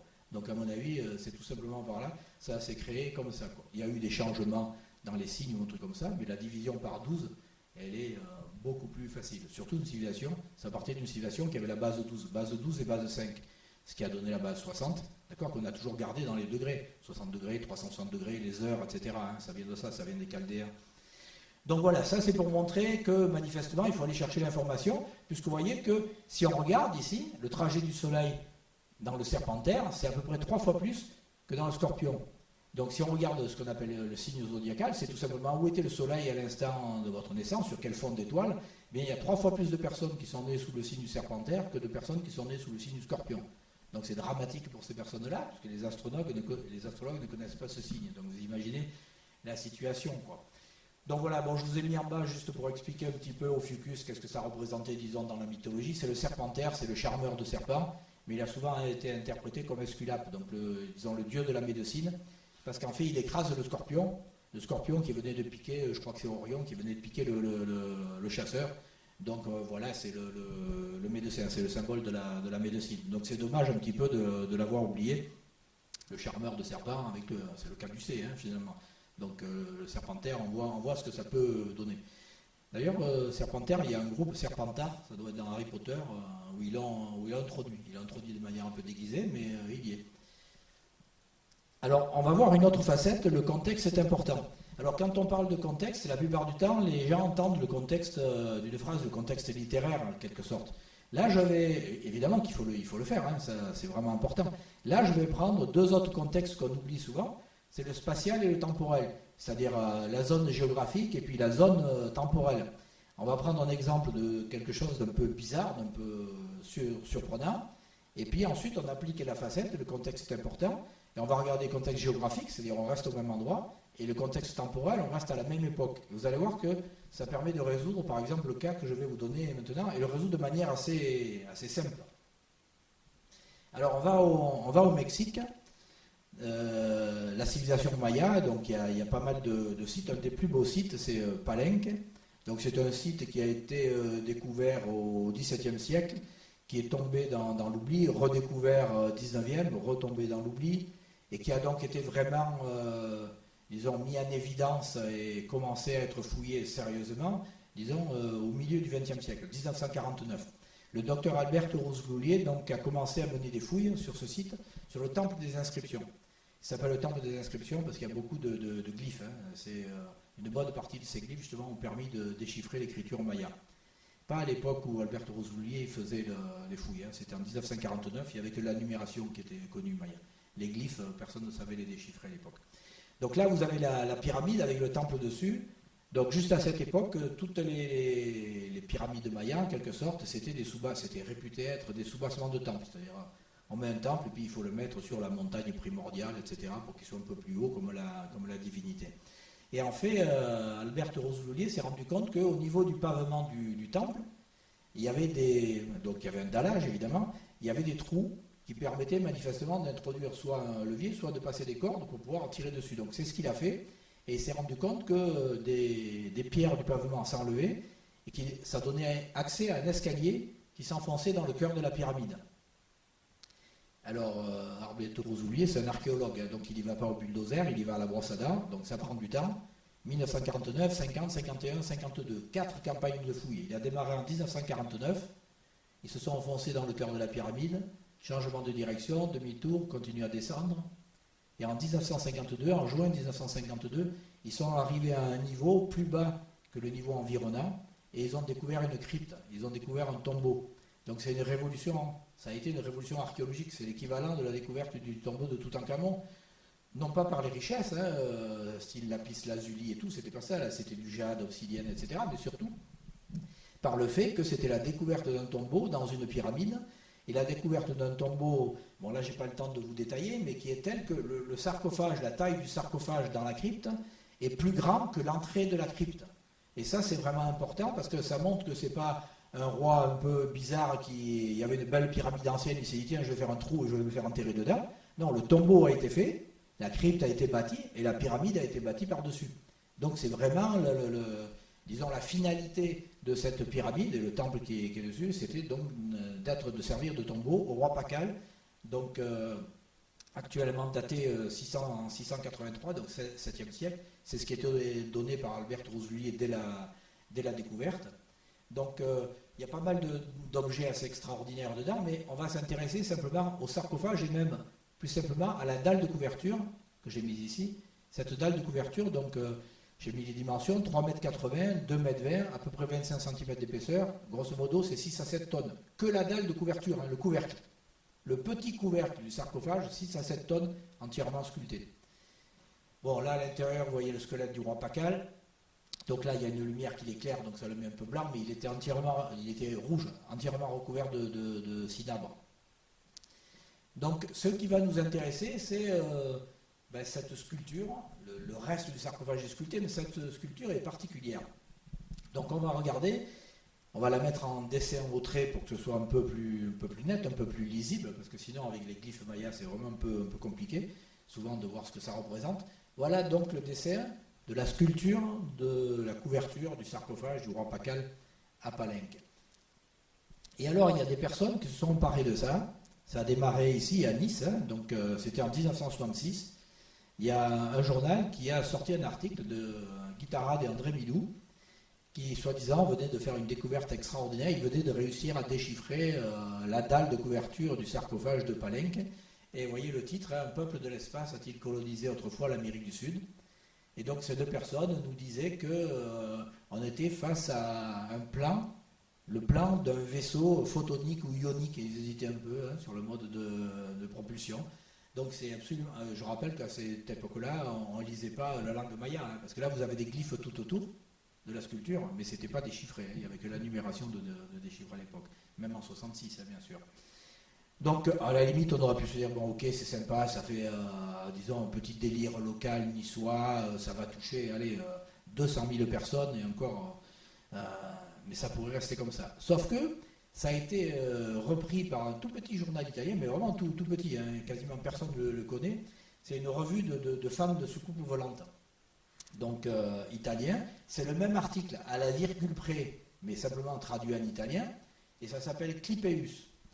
Alors Clipeus, là ils l'ont écrit avec un Y, ce qui est une absurdité totale, parce que Clipeus est avec un I normal, un I romain, et ça veut dire, c'est un bouclier rond qu'avaient les Romains, et c'est parce que ça ressemble aux soucoupes volantes, d'accord? Mais ils ont dû trouver que ça faisait un peu plus mystérieux avec le Y. Donc voilà, c'est le nom de la revue. Mais vous voyez ici, vous avez la dalle de couverture, et puis on vous dit un astronef dans la préhistoire, point d'interrogation. Déjà, il y a le mot dans la préhistoire, c'est balèze la préhistoire, quand je vous rappelle, c'est daté du 7e, dès que ça a été découvert, on savait que c'était le 7e siècle. Et là, ça va même encore plus loin, en dessous on vous dit, il y a 10 000 ans, a été représenté sur le sarcophage de la fameuse pyramide mexicaine de Palenque, ce personnage. Ce personnage a été représenté il y a 10 000 ans. Donc, une petite revue, disons, vous voyez, août 66, on était ici à Nice, octobre 66, on était sur une petite revue qui va toucher aux alentours de 1000 ans, pas plus, et vraiment, il devait y avoir, j'en sais rien, 50 personnes qui étaient abonnées à cette revue, quoi. Donc voilà, ça touche vraiment pas fou. Sauf que l'année d'après, 67, eh bien, c'est parvenu à un grand journal, même le plus grand journal d'Italie, Domenica del Corriere. Alors, à l'époque, 1 100 000 exemplaires le tirage quotidien, hebdomadaire. Plus de 1 million, vous entendez, c'est absolument extraordinaire. Il n'y a plus de journal qui tire comme ça maintenant. Plus de 1 million d'exemplaires. Et ils ont fait un dossier spécial sur la venue des extraterrestres dans l'Antiquité. Et la preuve centrale, là avec un grand L, la preuve centrale de la venue des extraterrestres dans l'Antiquité, c'était le cosmonaute Maya de Palenque. Donc ils avaient fait un cahier, bon bien sûr la première de couverture c'était ça aussi, hein, et ils ont fait un cahier central, donc je vous donne juste un petit extrait. Vous avez ici la crypte, vous avez ici le dessin, et puis ils ont repassé en rouge, ils ont surligné juste pour montrer un petit peu la fusée pour qu'on la voit mieux, et ici vous voyez les flammes qui sortent de la tuyère. Et au-dessus vous avez un dessin fait par donc un artiste, un dessinateur, qui vous montre un petit peu un Maya en pagne en train de piloter la fusée. Ce qui est assez marrant, c'est qu'il pilote la fusée, mais vous voyez sur le site de Palenque en ruine tel qu'il est maintenant. Donc en plus, il fait un voyage dans le temps sans s'en rendre compte. C'est quand même assez étonnant. Donc à partir de là, ça a lancé le cosmonaute Maya de Palenque. Alors on pourrait se dire, bon ok, 67, maintenant on est en 2018, donc quoi, 51 ans, un demi-siècle. Donc ça fait un demi-siècle, on ne devrait plus en parler. Ben, il se trouve que ce n'est pas le cas. Le cosmonaute, finalement, ben, vous savez, le voyage est long, hein, finalement. Donc, il continue son voyage. En 2010, par exemple, donc tout récemment, on le trouve dans l'Atlas de la création. Alors, l'Atlas de la création, c'est une monstruosité très particulière qui a été envoyée gracieusement à des dizaines de milliers d'établissements éducatifs. Je répète, des dizaines de milliers d'établissements éducatifs, gratis. C'est un pavé. En France et partout dans le monde, c'est ahurissant. Nous, à la fac, on l'a reçu. On a du mal à le soulever. Le volume qu'on a, il y en a plusieurs de volumes. C'est épais comme ça, c'est tout en quadrille, c'est ahurissant. Au point de vue impression, ça coûte une fortune. En plus, la couverture, vous savez, c'est quand on bouge comme ça, on voit double image, etc. Dedans, c'est de la couleur, c'est très très bien fait au point de vue impression. Après, le contenu, c'est nul, hein, c'est vraiment... Ils se sont même pas rendu compte qu'il y a des photos de bestioles qu'ils ont mis, c'est même pas des vraies bestioles, c'est des appâts pour hameçons. On voit encore le crochet. Ah ouais, c'est ahurissant, quoi. Ils ont vraiment piqué tout ce qui passait pour mettre dans le bouquin, c'est fou. Donc c'est un créationniste turc, Adnan Oktar, là c'est sous son pseudo Haroun qu'il a fait l'Atlas de la création. Alors évidemment, il y a la fondation Templeton américaine et tout derrière, il y a vraiment beaucoup d'argent, hein, parce que vous imaginez ce que ça coûte d'imprimer ça en plusieurs langues et d'envoyer ça aux établissements éducatifs. Donc le but étant de descendre la théorie de Darwin et de montrer que c'est la création, tout a été fait il y a à peu près 4000 ans, etc. Bon, je vous passe les détails. Donc là, juste pour vous montrer, donc, ils prennent le temple des inscriptions, ils montrent le site de Palenque. Alors pour que ça fasse un peu plus sérieux, dessus ils ont mis la navette spatiale, ils ont mis un satellite, etc. pour bien montrer que finalement, dès cette époque-là, il y avait déjà la technique. Alors ils mettent le cosmonaute Maya de Palenque, mais ils hésitent entre un cosmonaute et un motard. Ils se disent que peut-être mélanger un moteur, c'était peut-être plutôt une moto. Leur but, c'est pas tellement de dire il y a des aliens qui sont venus, comme c'était dans l'article au début. Là, c'est de dire, regardez, il n'y a pas d'évolution. La preuve, les Mayas, il y a très très longtemps, ils avaient déjà moto, fusée, satellite, etc. quoi. Donc, théorie de l'évolution, on peut la rejeter. C'est ça le sous-entendu qu'il y a derrière. Et je vous dis, c'est énorme. Alors, on pourrait se dire, bon, ok, mais ça, c'est... Je ne dis pas c'est un épiphénomène, parce qu'il y a eu des dizaines de milliers d'exemplaires, mais c'est vraiment quelque chose de particulier, le créationnisme. Mais il se trouve que le cosmonaute Maya de Palenque, il continue quand même son voyage sur Internet à travers des petits films. Je vous mets 2 courts extraits que j'ai mixés. Donc un film espagnol et un film italien.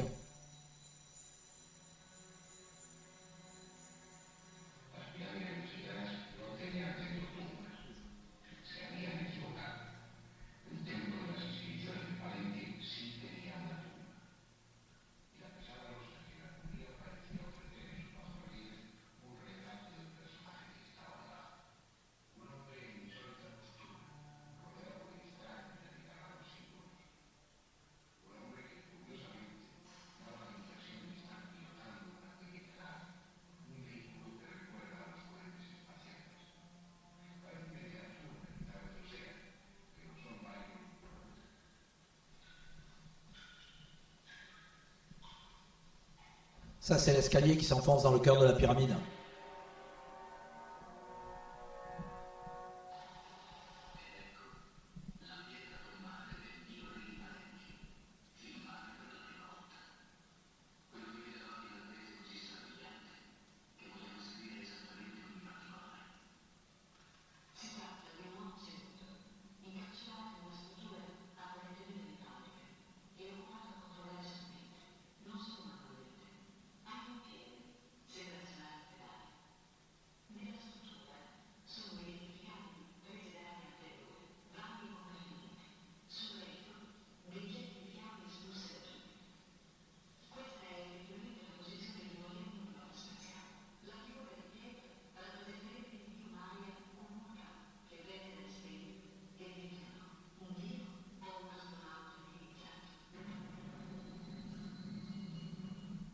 Bon, c'est pas moi qui ai rajouté la fusée sur le film, hein, c'est vraiment comme ça.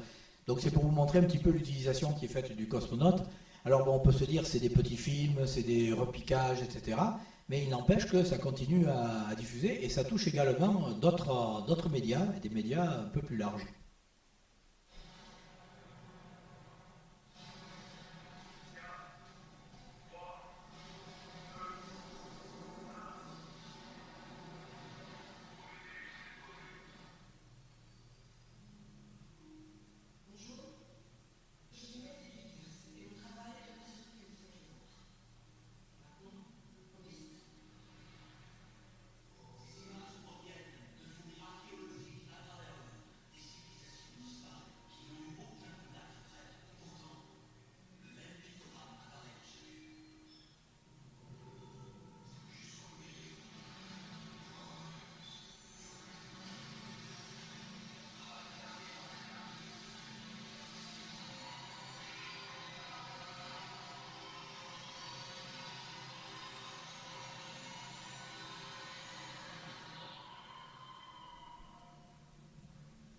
Donc c'est le film Prometheus de Ridley Scott.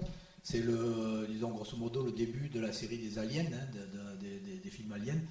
Et je vous remets la photo ici parce que ça passe assez vite. Ça revient à 2-3 endroits, mais ça passe assez vite. Mais si vous regardez, il y a 4 preuves pour les extraterrestres. Et une des 4, c'est le cosmonaute Maya de Palenque. Donc ceux qui ont fait, ils ne sont pas très précis, ils ont mis Teotihuacan, ce qui n'a rien à voir, c'est pas du tout le même endroit, c'est pas la même civilisation, mais bon, passons. En tout cas, c'est le cosmonaute Maya de Palenque qui est utilisé comme, disons, preuve de la venue des extraterrestres dans l'Antiquité. Alors là, c'est pas gênant, bien sûr, hein, c'est un film de SF, donc c'est tout à fait admis, mais c'est pour vous montrer que ça porte encore, c'est en quelque sorte, c'est un argument publicitaire. Ils n'ont pas pris quelque chose d'inconnu ou quelque chose de vraiment différent, ils ont pris quelque chose qui, parmi les fans de science-fiction, ou de ceux qui sont à tendance ufologique un peu exacerbée, c'est-à-dire qui croient à la venue des soucoupes volantes dans l'Antiquité ou maintenant, eh bien ils savent que cette image elle va porter. C'est le cosmonaute Maya de Palenque. Donc ça c'était pour vous montrer que finalement depuis 66, le début ici, ben, il a fait le tour de la planète et il continue. Et malheureusement vous allez sur le réseau, vous tapez cosmonaute de Palenque et vous avez alors vous en avez une palanquée hein, de sites qui vont nous parler de ça. Donc on va regarder maintenant un petit peu, il ne faut pas oublier, on est toujours dans la facette, et on va se poser la question, quel est le contexte? D'accord? Facette, le contexte est important. Donc on va regarder un petit peu. Ça, c'est le temple des inscriptions. Ça, c'est le palais observatoire, qui servait manifestement pas d'observatoire, qui servait à faire des observations, mais pas des mesures, hein, dans le sens observatoire. Quand on dit observatoire maintenant, c'est un lieu où on va faire des mesures, on ne fait pas juste l'observation. Hein. Donc là, c'était que de l'observation. Mais on va simplement se déplacer, on va faire 200 mètres. À peu près 200 mètres. On sait même pas. On va se déplacer et on va venir au temple d'à côté, le temple de la Croix. Donc on part du temple des inscriptions et on va venir au temple de la Croix. On reste sur le même site archéologique, donc on est dans le même contexte géographique, le même contexte spatial, d'accord? Et on va rester à la même époque. On est dans le même contexte temporel, puisque c'est le roi Pakal qui a construit également celui-là. Le roi Pakal, c'est celui qui a relancé la cité de Palenque.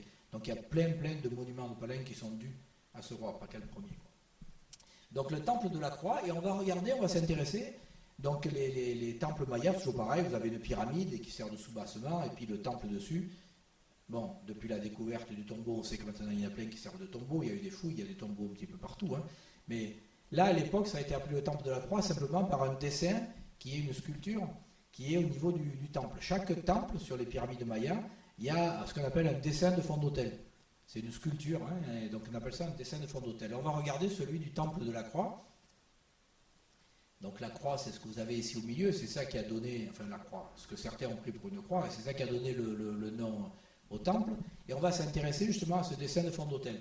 On ne va pas regarder ce qu'il y a sur les côtés. Sur les côtés, c'est les glyphes. Il y a beaucoup de glyphes qui justement ont servi, disons, ont été un élément prépondérant pour pouvoir décrypter l'écriture maya, les glyphes mayas. À Palenque, il y a beaucoup de glyphes et ça a vraiment été utile. Mais nous, on va s'intéresser au centre.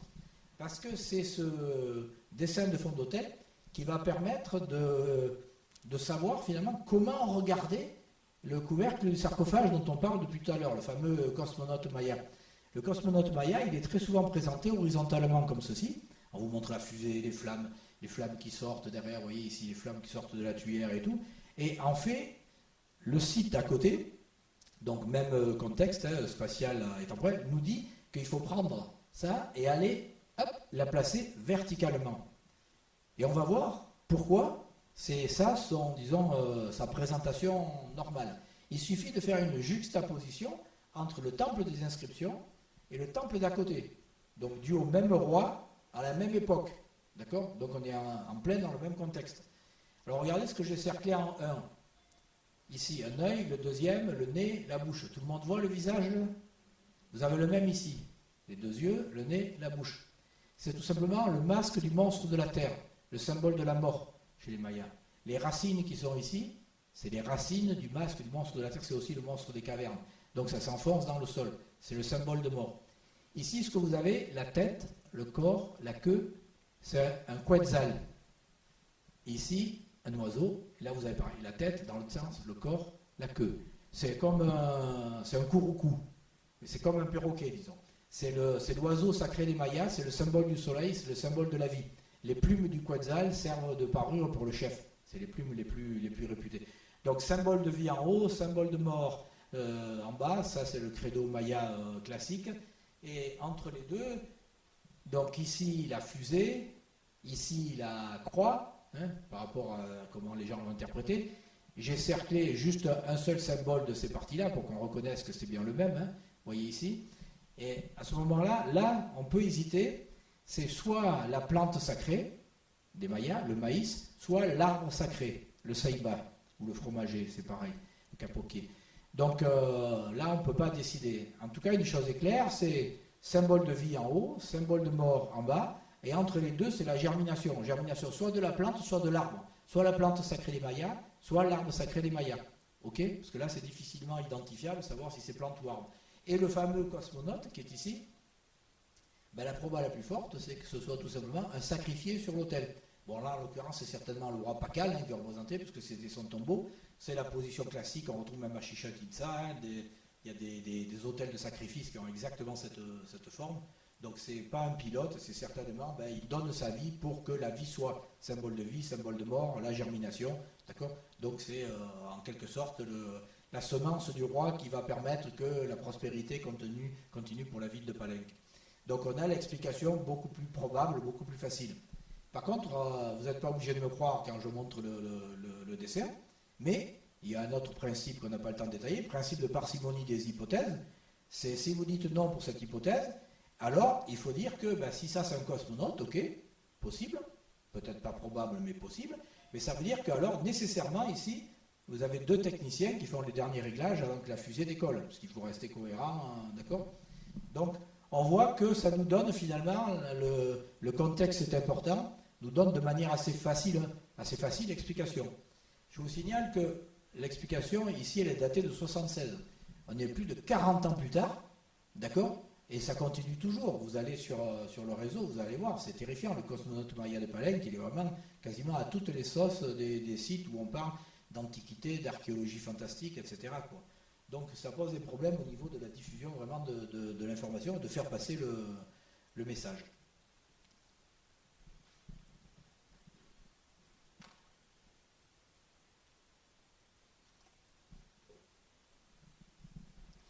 Autre facette, je vais accélérer peut-être un poil, l'alternative est féconde.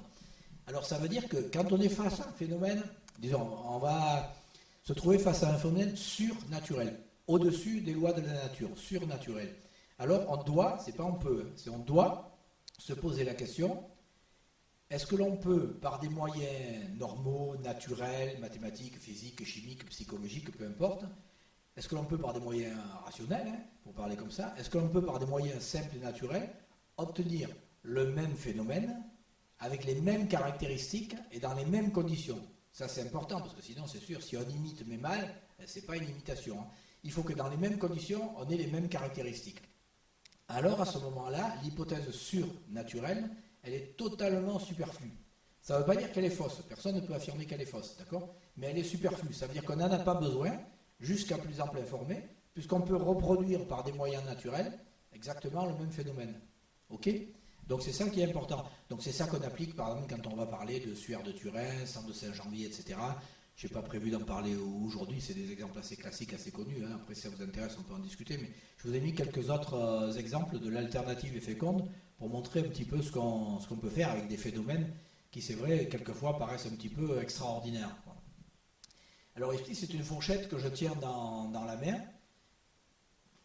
Je ne vous mets pas un film parce que c'est très très très très long, évidemment. Parce que pour faire médium, il faut que ce soit très lent. Parce que si je prends une fourchette et puis je me concentre, mais tchac, elle se tord tout de suite, ça ne va pas faire vraiment médium, quoi. Ça va plutôt faire physicien, quoi, d'accord? Donc pour faire médium, il faut que ce soit très très lent. Là, c'est un phénomène donc, qui reproduit, si on peut dire, un phénomène de psychokinèse. Puisque là, en bas, bon, je tire la fourchette, en haut, je mets simplement mes mains autour de la fourchette et je me concentre, si je commande très très fort, et en zététique, vous savez, on arrive à se concentrer très très fort, la fourchette, hop, elle se tord. D'accord? Ça n'a rien de bien particulier, c'est un alliage à mémoire de forme. Ici, c'est du nitinol, nickel plus titane, 45%, 55%. C'est un métal qu'on peut faire régler, en quelque sorte, quand vous le faites fabriquer. Ici, j'ai demandé à une société spécialisée, elle est spécialisée dans les agrafes médicales qui sont en nitinol, justement, de me fabriquer une fourchette. Donc, vous leur fournissez un plan détaillé de la taille que vous voulez, etc. Et vous dites la température critique que vous voulez. Vous demandez par exemple 25 degrés. Ça veut dire que vous obtenez un métal, en forme ou non, hein, suivant ce que vous demandez. Et ici, une fourchette que vous pouvez prendre. Vous refroidissez, vous mettez dans de l'eau froide, vous mettez un frigo pendant un moment. Et puis, vous mettez en mémoire, pour mettre en mémoire la forme, vous la pliez comme vous voulez. Vous chauffez, il faut la tenir, et hop, une trempe, la refroidir. En mémoire, elle a la forme que vous lui avez donnée. Ensuite, une fois qu'elle est revenue à température normale, vous la mettez comme vous voulez, d'accord? Alors, vous lui donnez forme normale, fourchette, comme vous voyez au départ, comme ici la forme de gauche. Et bien, dès que vous allez arriver à la température de transition que vous avez demandé, en l'occurrence ici 25 degrés, la fourchette, hop, elle va retrouver la forme que vous lui avez mise en mémoire. Et puis, vous prenez, vous refroidissez, vous remettez comme vous voulez, vous pouvez recommencer des millions de fois, des dizaines de millions de fois. Il n'y a quasiment pas d'hystérésis, quasiment pas d'usure. Donc c'est très très intéressant comme phénomène. C'est utilisé en médecine à l'heure actuelle, par exemple pour les agrafes médicales, la société Niti française qu'a fait. Par exemple, vous avez, je sais pas, fracture du tibia, eh bien, un trou en haut, un trou en bas, on vous met une agrafe médicale dont la forme en mémoire, c'est comme ça. D'accord? Donc, elle est dans le frigo, elle est comme ça, on opère le gars, on rentre dans un trou, on rentre dans l'autre, avec la chaleur du corps, ça passe à température critique, tac, elle se contracte, ça tient les os en place. Autre utilisation, les stents. Vous connaissez les stents qu'on met dans les vaisseaux? Il y en a beaucoup qui sont en métal à mémoire, en nitinol essentiellement, c'est celui qui a les meilleurs effets. Il marche vraiment très très bien. Donc vous mettez en mémoire une forme de ressort, d'accord? Vous refroidissez, vous l'étirez, vous tapotez, vous faites ce que vous voulez, sauf taper avec un marteau dessus, hein, comme un fou, mais vous le mettez droit, ensuite, hop, vous coupez, vous le faites pénétrer par l'artère fémorale, tranquillement, vous l'amenez à la zone que vous voulez, et rien qu'avec la chaleur corporelle, la chaleur du sang, hop, il retrouve sa forme qu'il a en mémoire, c'est-à-dire la forme ressort, et ça y est, il tient le vaisseau sanguin, il tient l'artère ou la veine, d'accord? Donc c'est une utilisation vraiment, en médecine maintenant, c'est fréquent. Alors, il y a quelques années ou quelques décennies, c'était peu courant. La première utilisation, moi, que j'ai vue du nitinol, c'était en 1972. C'était dans un tour de magie, c'était assez intéressant. Et en plus, même les collègues physiciens, donc je vous ai dit, je suis physicien, donc mes collègues physiciens ne connaissaient pas les alliages à mémoire de forme. Donc c'était intéressant parce qu'au labo de biophysique où j'étais à l'époque, je pouvais leur faire un tour absolument incroyable. Et ils n'arrivaient pas à comprendre parce qu'ils ne savaient pas qu'il y avait justement ce métal un peu particulier, alors que dans le milieu magique, c'était déjà utilisé. Il y a même eu un brevet du MIT en 1966, sur un petit moteur à nitinol, de mémoire, 66, mais il semble que c'est ça. Donc là, c'est pour vous montrer comment ça fonctionne. Je vais vous le montrer sur un petit fil fin, parce que là, du coup, ça marche beaucoup plus vite que la fourchette, il faut attendre vraiment. Donc la fourchette, ça fait très médium, là, le fil, ça ne fait pas médium, c'est juste pour faire la démonstration, pour montrer comment ça fonctionne. La forme que j'ai mise en mémoire, c'est tout simplement la lettre Rho, Rho pour résistivité, hein, parce que c'est ça qui va intervenir dans le fil, la résistivité du nitinol. Donc c'est rien que par la chaleur dégagée par la mer.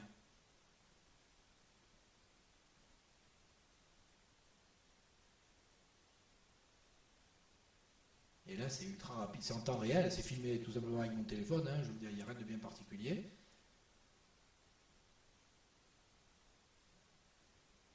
Oui, ça demande une concentration psychique forte, hein, bien sûr, pour arriver à ça. Hein.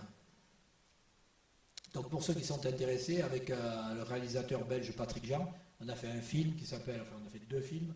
Il y en a un qui s'appelle Les pouvoirs de l'esprit. qui est passé à la télé, mais maintenant vous l'avez sur le réseau, en basse définition, mais vous avez. Vous y allez sur le réseau, vous tapez les pouvoirs de l'esprit, mais entre guillemets, pour que ce soit bien ça, mettez les pouvoirs de l'esprit. Pour être sûr de tomber sur ce film, vous mettez Henri Brock ou Patrick Jean, et vous avez un film de 52 minutes dans lequel on traite justement de la torsion des métaux, on traite d'autres choses aussi, la radiesthésie, etc. Mais on traite de ça. Et le deuxième film, c'est les miracles religieux. Pareil, vous mettez guillemets, les miracles religieux, fermez les guillemets, Henri Brock, Patrick Jean. Vous avez un film de 52 minutes sur le Saint-Suaire de Turin, le sang de Saint-Janvier, etc. Enfin, tout ce genre de... les statues qui pleurent, qui saignent, voilà. Et on vous montre comment on peut faire ça de manière tout à fait naturelle, simple et vraiment avec toutes les caractéristiques. Donc là, c'était pour vous montrer un petit peu ce qu'on peut faire tout simplement, là avec de la physique, hein, avec un fil de nitinol, ou disons un autre alliage à mémoire de forme. Ici, c'est le nitinol. Pour ceux qui sont intéressés, vous pouvez en acheter dans des magasins de magie, ils appellent ça, c'est fil de fer, c'est pas du fer, hein, c'est du nitinol, fil de fer psy. Parce que la plupart du temps, ça sert justement pour faire des mouvements de psychokinèse, hein, se concentrer, puis bouger des objets à distance, etc. C'est tout simplement du nitinol. Alors, deuxième petit exemple, toujours pour rester sur la même facette, l'alternative. Donc là, c'est l'énergie vitale. L'énergie vitale, vous en avez peut-être entendu parler, même avec l'aura. Vous savez, soit il y aurait des personnes qui auraient une espèce d'auréole colorée autour d'eux qui traduirait leur énergie vitale. Et puis, en mesurant l'énergie vitale ou en regardant la couleur, soi-disant, de ces auras autour des personnes, eh bien, vous savez si c'est le moment de passer un examen ou s'il vaut mieux rester sur la couette parce que ce n'est pas votre journée, vous n'êtes pas en forme, quoi. Donc, pour mesurer l'énergie vitale, il y a un technicien hongrois qui a une idée, c'est de faire un appareil et de le vendre. Donc, le prix, vous allez le voir tout à l'heure, 250, 260 euros, 250 euros, 260, 240, ça dépend un peu des boutiques ou un truc comme ça. Et c'est très bien présenté. C'est dans un joli coffret. Alors évidemment, comme c'est censé mesurer l'énergie vitale, il travaillait dans un institut de physique, il s'est fait virer de l'institut de physique, hein, vu ce qu'il s'est mis à faire.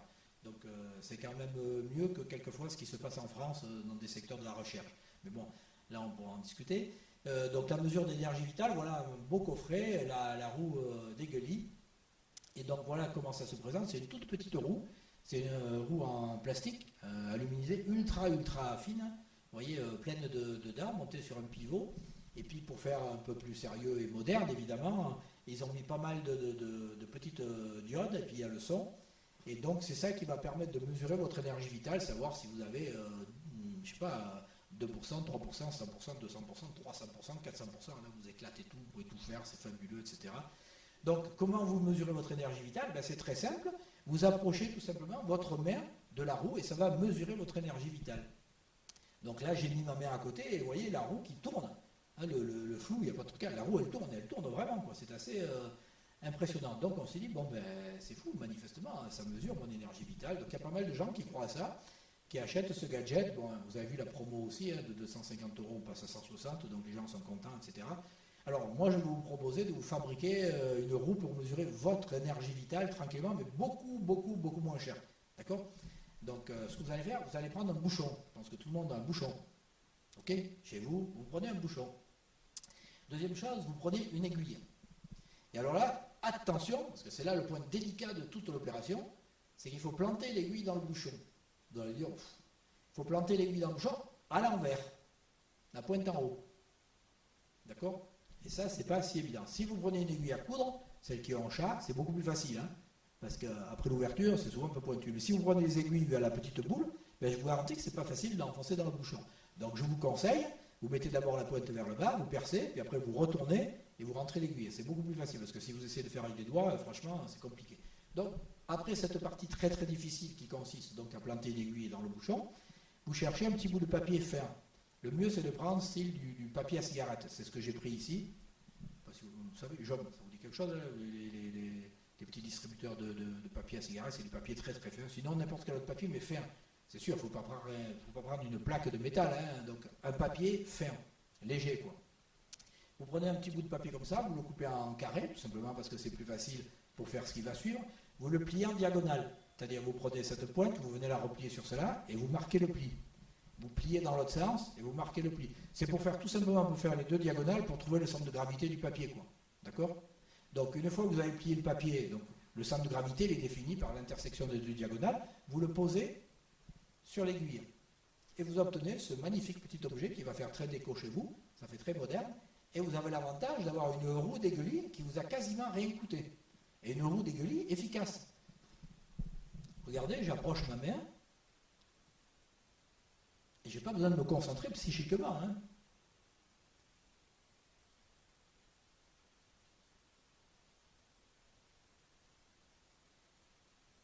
Comment ça fonctionne? Rien de particulier, pas d'énergie vitale ou quoi que ce soit. C'est tout simplement un courant d'air. C'est le gradient thermique créé par la mer. La mer est plus chaude que l'air environnant, donc elle crée un courant ascendant. Si vous mettez la main droite, ça tourne d'un côté. Si vous mettez la main gauche, ça tourne de l'autre. Il n'y a rien de bien particulier. C'est la convection de l'air qui passe sous la main. Il ne faut pas coller la main carrément contre la table comme ça. Il faut laisser passer un petit courant d'air. Et ça marche très très bien, quoi. Et c'est une amusette qui était dans des bouquins de physique amusante du 19e siècle. Hein. Ça n'a rien de particulier. Vous prenez, je sais pas, ou début 20e, Tom Tite, physique amusante, etc.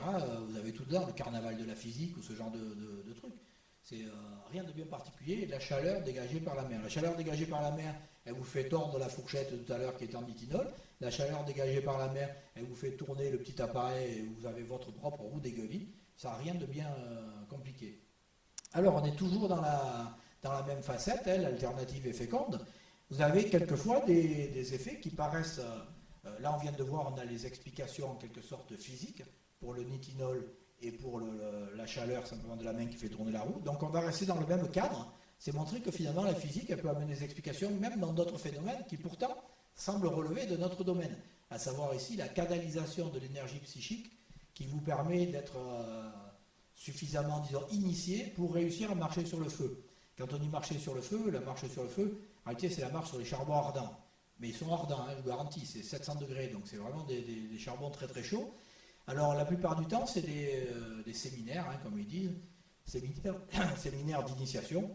Donc, ça se passe, par exemple, un week-end, samedi, dimanche. C'est des prix assez variables, mais très chers. Hein. Alors, ça peut aller jusqu'à 6 000 € de tête pour un gourou américain, hein, Robitz, que je vous ai mis ici, sans hébergement, d'accord ? Sans repas, tout ça, ça rajoute en plus, ça c'est juste parce qu'on vous a appris à canaliser votre énergie. Robbins, il fait avec des groupes de 25, 30 à 40 personnes. 6 000 € tête. Calcul le week-end, hein, c'est intéressant quand même. Bon, alors on va regarder un petit peu la marche sur le feu. Et je vais prendre un petit extrait très court d'un des 2 films dont je vous ai parlé tout à l'heure. Hein, et que vous pouvez trouver sur le réseau. Et qui va traiter, je prends la petite partie qui traite la marche sur le feu.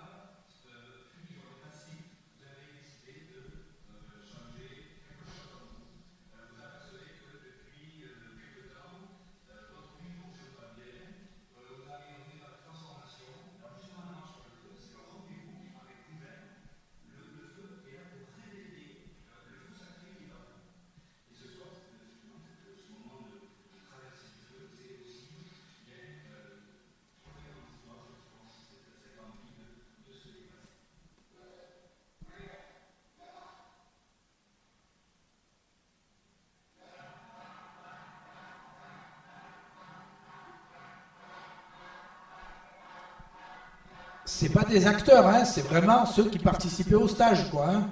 C'est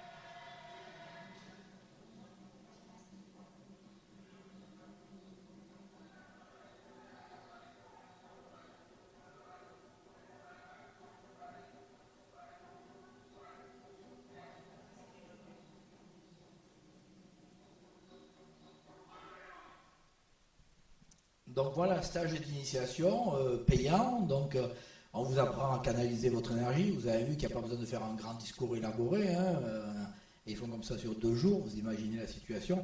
En réalité, ça relève de quoi la marche sur le feu? Ben, ça n'a rien de bien particulier. Ça relève tout simplement de la physique, de principes physiques. Ça, c'est la première marche sur le feu que j'ai faite au grand laboratoire de Marseille, GLM du CNRS. Marseille, c'était en 92, ouais, c'est ça. Donc c'est pour vous montrer que ça n'a rien de particulier. Je fais une marche sur le feu, charbon mesuré 700 degrés, et je suis en train de lire le passage de mon bouquin Au cœur de l'extraordinaire qui explique la marche sur le feu justement par la physique. Parce qu'il m'avait dit, bon c'est bien, tu l'as théorisé, maintenant il faut le faire dire, c'est bien, faire c'est mieux. Donc on a fait la manip. C'est pas très marrant, hein, entre nous soit dit, donc il faut être clair tout de suite, c'est vraiment chaud, très très chaud. Vous êtes réellement impressionné, mais c'est chaud essentiellement par la chaleur de radiation. D'accord? C'est ça vraiment qui en impose. Cela dit, ce que j'ai mis, je vais vous donner les explications directement. Donc, il y a plusieurs principes qui interviennent. Ce que j'ai mis ici en foncé, c'est 2 paramètres, mais qui interviennent très très peu. Je ne vais même pas les détailler, sauf si on a le temps pour revenir. Mais comme on est qu'au milieu de la conférence et qu'on est censé finir dans 20 minutes, il faut que j'accélère. Non, je rigole pour le milieu, mais il y en a encore beaucoup. Donc, le principe de base, c'est que une fois que vous êtes décidé à y aller, parce que c'est pas évident. Ce que j'ai mis ici, c'est pas une blague. Hein. Ma femme m'a vraiment dit ça. Elle m'a dit si ça rate, ne compte pas sur moi pour poster le fauteuil roulant. Donc, oui, il est spécial. Hein. Donc, ça ne vous rassure pas. Donc, c'est vrai que vous avez un peu la trouille et c'est normal. Mais ce qu'il faut savoir, c'est qu'il faut premièrement s'essuyer les pieds, bien s'essuyer les pieds.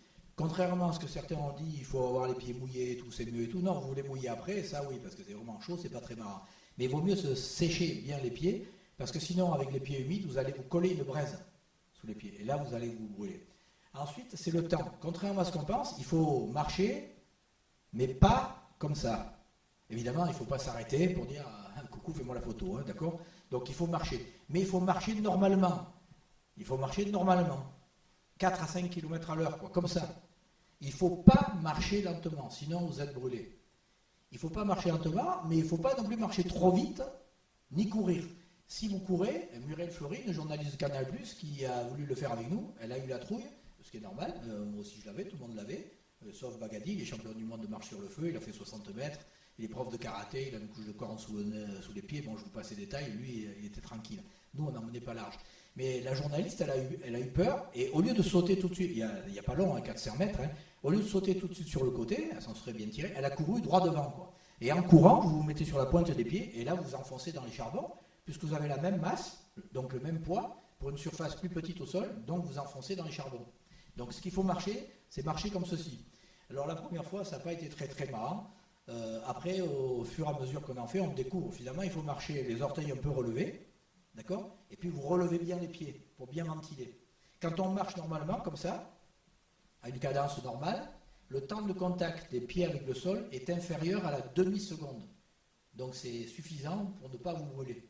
D'accord? C'est pour ça qu'il ne faut pas marcher trop lentement, mais il ne faut pas courir vite non plus. Ok? Les 2 paramètres vraiment les plus importants, c'est capacité calorifique et conductivité thermique. Pourquoi? Parce que souvent on confond capacité calorifique et pouvoir calorifique. Le bois, ça a un fort pouvoir calorifique, c'est vrai. Après, on s'en sert dans les cheminées pour se chauffer. Okay, mais la capacité calorifique, c'est la capacité qu'a un corps d'emmagasiner et de restituer la chaleur, est faible. Comparé par exemple à l'eau, les pieds, le corps et les pieds, grosso modo, bon, il y a pas mal d'os, ok, allez, 50% d'eau. 50% d'eau dans les pieds. L'eau a une capacité calorifique beaucoup plus forte que les charbons. Ça veut dire qu'à volume identique, en recevant la même quantité de chaleur, ça va monter à une température moindre. Parce que souvent, les gens confondent température et chaleur. Ce n'est pas la même chose. Température, c'est juste on mesure l'agitation des molécules, et la chaleur, c'est la quantité d'énergie. Après, je vais vous en dire 2 mots. Donc, il faut pas... On peut très bien avoir une forte température avec peu de chaleur. D'accord? C'est rare, mais on peut avoir. Et deuxième paramètre vraiment important, c'est la conductivité thermique. Ça veut dire que contrairement à ce qu'on pense aussi, parce que 1, on a la trouille, et puis 2, c'est vraiment chaud, on sent vraiment la chaleur, la conductivité thermique des charbons est faible. Ça veut dire que quand je pose mon pied, je prends par exemple ici le pied gauche, quand je pose mon pied ici sur les charbons, évidemment les charbons ils sont à 700, je vous garantis, c'est pas très très marrant comme expérience, ça veut dire que vous prenez la chaleur des charbons qui sont en dessous, et votre pied commence à monter en température, moindre que les charbons, parce que la capacité est plus importante de l'eau. D'accord? Mais surtout, les charbons qui sont autour, donc ici, les charbons qui sont autour, n'ont pas le temps de drainer la chaleur vers l'endroit qui a été refroidi, entre guillemets, par le pied, parce que la conductivité thermique des charbons est faible. Donc, quand vous marchez, comme c'est une demi-seconde, grosso modo, le temps de contact, les charbons n'ont pas le temps d'amener la chaleur à l'endroit qui est refroidi par votre pied. D'accord? Donc, finalement, vous ne prenez que, manière de parler, vous ne prenez que la chaleur qui est juste sous vos pieds, et pas celle d'à côté, quoi. Et c'est ça qui sauve votre pied. Donc, si vous voulez faire la manip, il y a de faibles risques de brûlure. Mais écoutez bien ce que je dis, il y a de faibles risques de brûlure. Il y a de faibles risques de brûlure. Je ne dis pas, il y a des risques de brûlure faibles. Tout le monde est bien d'accord? Il y a de faibles risques. La probabilité de se brûler est faible, très petite. Mais si vous vous brûlez bien. D'accord? Donc, faible risque de brûlure. Pour bien se rappeler de ça, et pour montrer ce qui sauve les pieds du marcheur, il y a une expérience que tout le monde a déjà faite. C'est pas compliqué. Vous décidez de faire un poulet au four. Prenez un poulet, taille moyenne, vous le mettez dans un plat, ok? Vous mettez un peu ce qu'il faut, etc. Vous mettez dans le four, et puis disons, vous mettez 200 degrés, 45 minutes. Supposons une taille moyenne pour le poulet. Ça vous va? 200 degrés, 45 minutes, ça paraît correct. Ok? Vous savez que dans 45 minutes, ça va sonner, donc vous allez faire ce que vous voulez. Et puis, au bout de 45 minutes, tit, tit, tit, il y a le four qui sonne. Vous arrivez devant le four, ça fait 45 minutes que ça chauffe et vous avez mis 200 degrés. Vous êtes d'accord? Donc, dans le four, tout est à 200 degrés. Vous êtes d'accord? Vous ouvrez le four. Personne n'a peur de mettre la main dans l'air du four. Pourtant, il est bien à 200 degrés, ça fait 45 minutes que ça chauffe. Et là, vous n'êtes pas brûlé. Bon, il ne faut pas rester 2 heures, hein, la main dans le four à 200 degrés. Mais bon, vous n'êtes pas brûlé.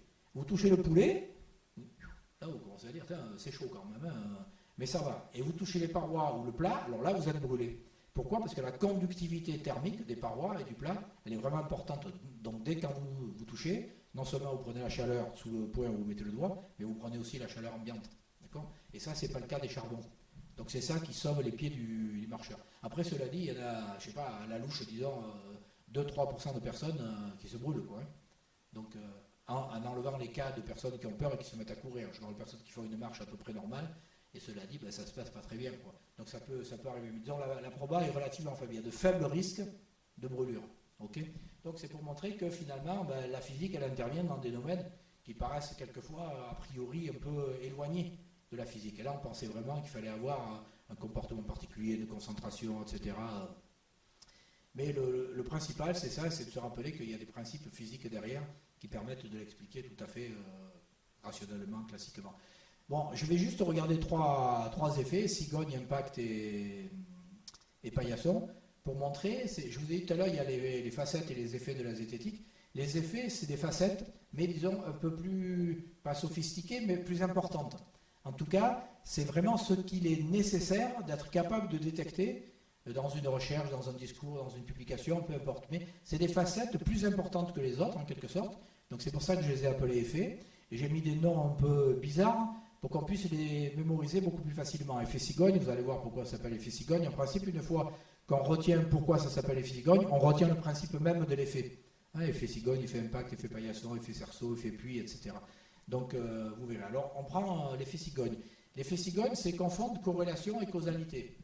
Corrélation, c'est le lien statistique entre deux variables. Et causalité, c'est le lien qui unit la cause et son effet, hein, comme son nom l'indique finalement. Et malheureusement, souvent, les deux sont confondus. Alors, je vais prendre un exemple classique, archi-classique. C'est celui qu'on trouve dans des tas d'endroits, la lune rousse. La lune rousse, c'est la lunaison fin avril, début mai. Cette lunaison, elle est censée avoir le pouvoir, disons, la lumière de la lune à cette lunaison, donc la durée de 29 jours, hein, la lumière de la lune à cette lunaison est censée avoir le pouvoir de roussir les plantes, de les faire geler, de les faire mourir, et elles deviennent rousses. D'accord? Donc, on dit, ok, on fait l'expérience.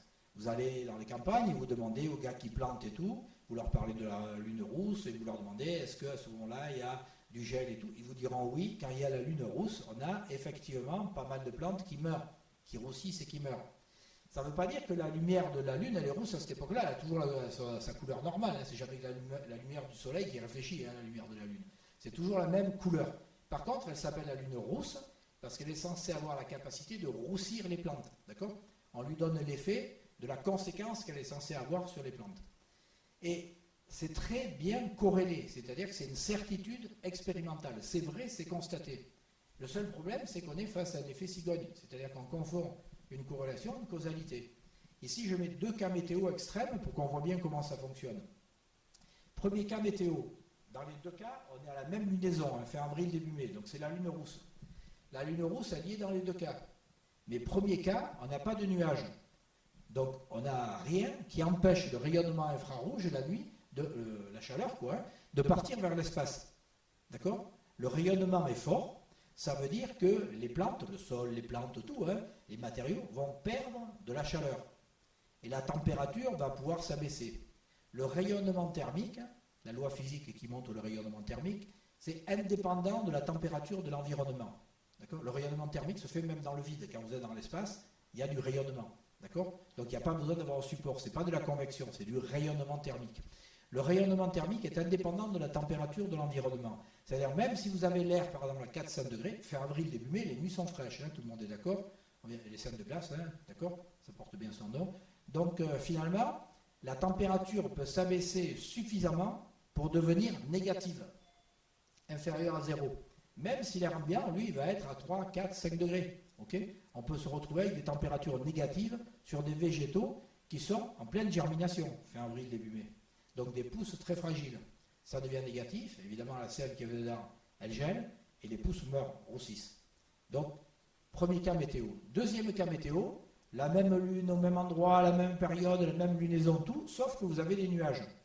Et à ce moment-là, il y a un effet de serre entre les deux.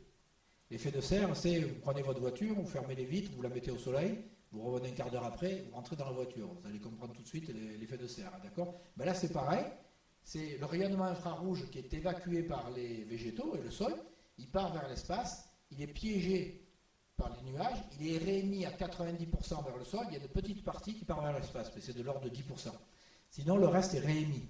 Donc ça veut dire qu'à ce moment-là, les végétaux, le rayonnement thermique n'est pas suffisant pour que la température des végétaux descende sous 0 degré. Donc les végétaux ne gèlent pas, donc ne roussissent pas. Donc en fait, finalement, est-ce que la lune rousse permet de dire forte probabilité de gel? Oui, mais la lune rousse, la lumière de la lune, elle n'y est pour rien. C'est juste un indicateur météo. Vous pouvez dire, je vois la lune, le ciel est dégagé, il n'y a pas de nuages ce soir, les étoiles sont belles, vous dites ce que vous voulez, qui permet de définir l'état du ciel, nuageux ou pas. Et on a confondu une corrélation et une causalité. Alors pourquoi on appelle ça l'effet cigogne en zététique? Parce que finalement c'est ce qui va permettre de le retenir. C'est que si vous décidez de mener une enquête, une enquête sérieuse, c'est pas un gag, vous décidez d'aller par exemple en Alsace, vous allez dans une ville, un village, et vous allez à la mairie, vous demandez le nombre d'habitants, vous le notez sur votre calepin, ok? Et puis vous vous baladez et vous notez le nombre de cigognes. Donc vous avez une agglomération donnée, vous avez un nombre d'habitants, un nombre de cigognes, ok? Vous allez à une deuxième agglomération, un nombre d'habitants, un nombre de cigognes, vous le notez. Troisième agglomération, etc. Et ensuite, arrivé chez vous, vous décidez de faire un graphique, comme j'ai fait ici. Donc ici, vous mettez le nombre d'habitants, ici le nombre de cigognes. Chaque point que vous avez représente une ville donnée ou un village, un nombre de cigognes, un nombre d'habitants. Ok? Et alors qu'on s'attendrait à avoir des points un petit peu partout, on a des points comme ceux qu'on a obtenus ici. C'est-à-dire qui ne sont pas disposés de manière aléatoire, ils ne sont pas disposés au hasard. On voit bien que manifestement, on a ce qui s'appelle une enveloppe ici. On peut faire ce qui s'appelle à droite des moindres carrés, trouver la pente moyenne, etc. Mais peu importe. Ça s'appelle une corrélation positive.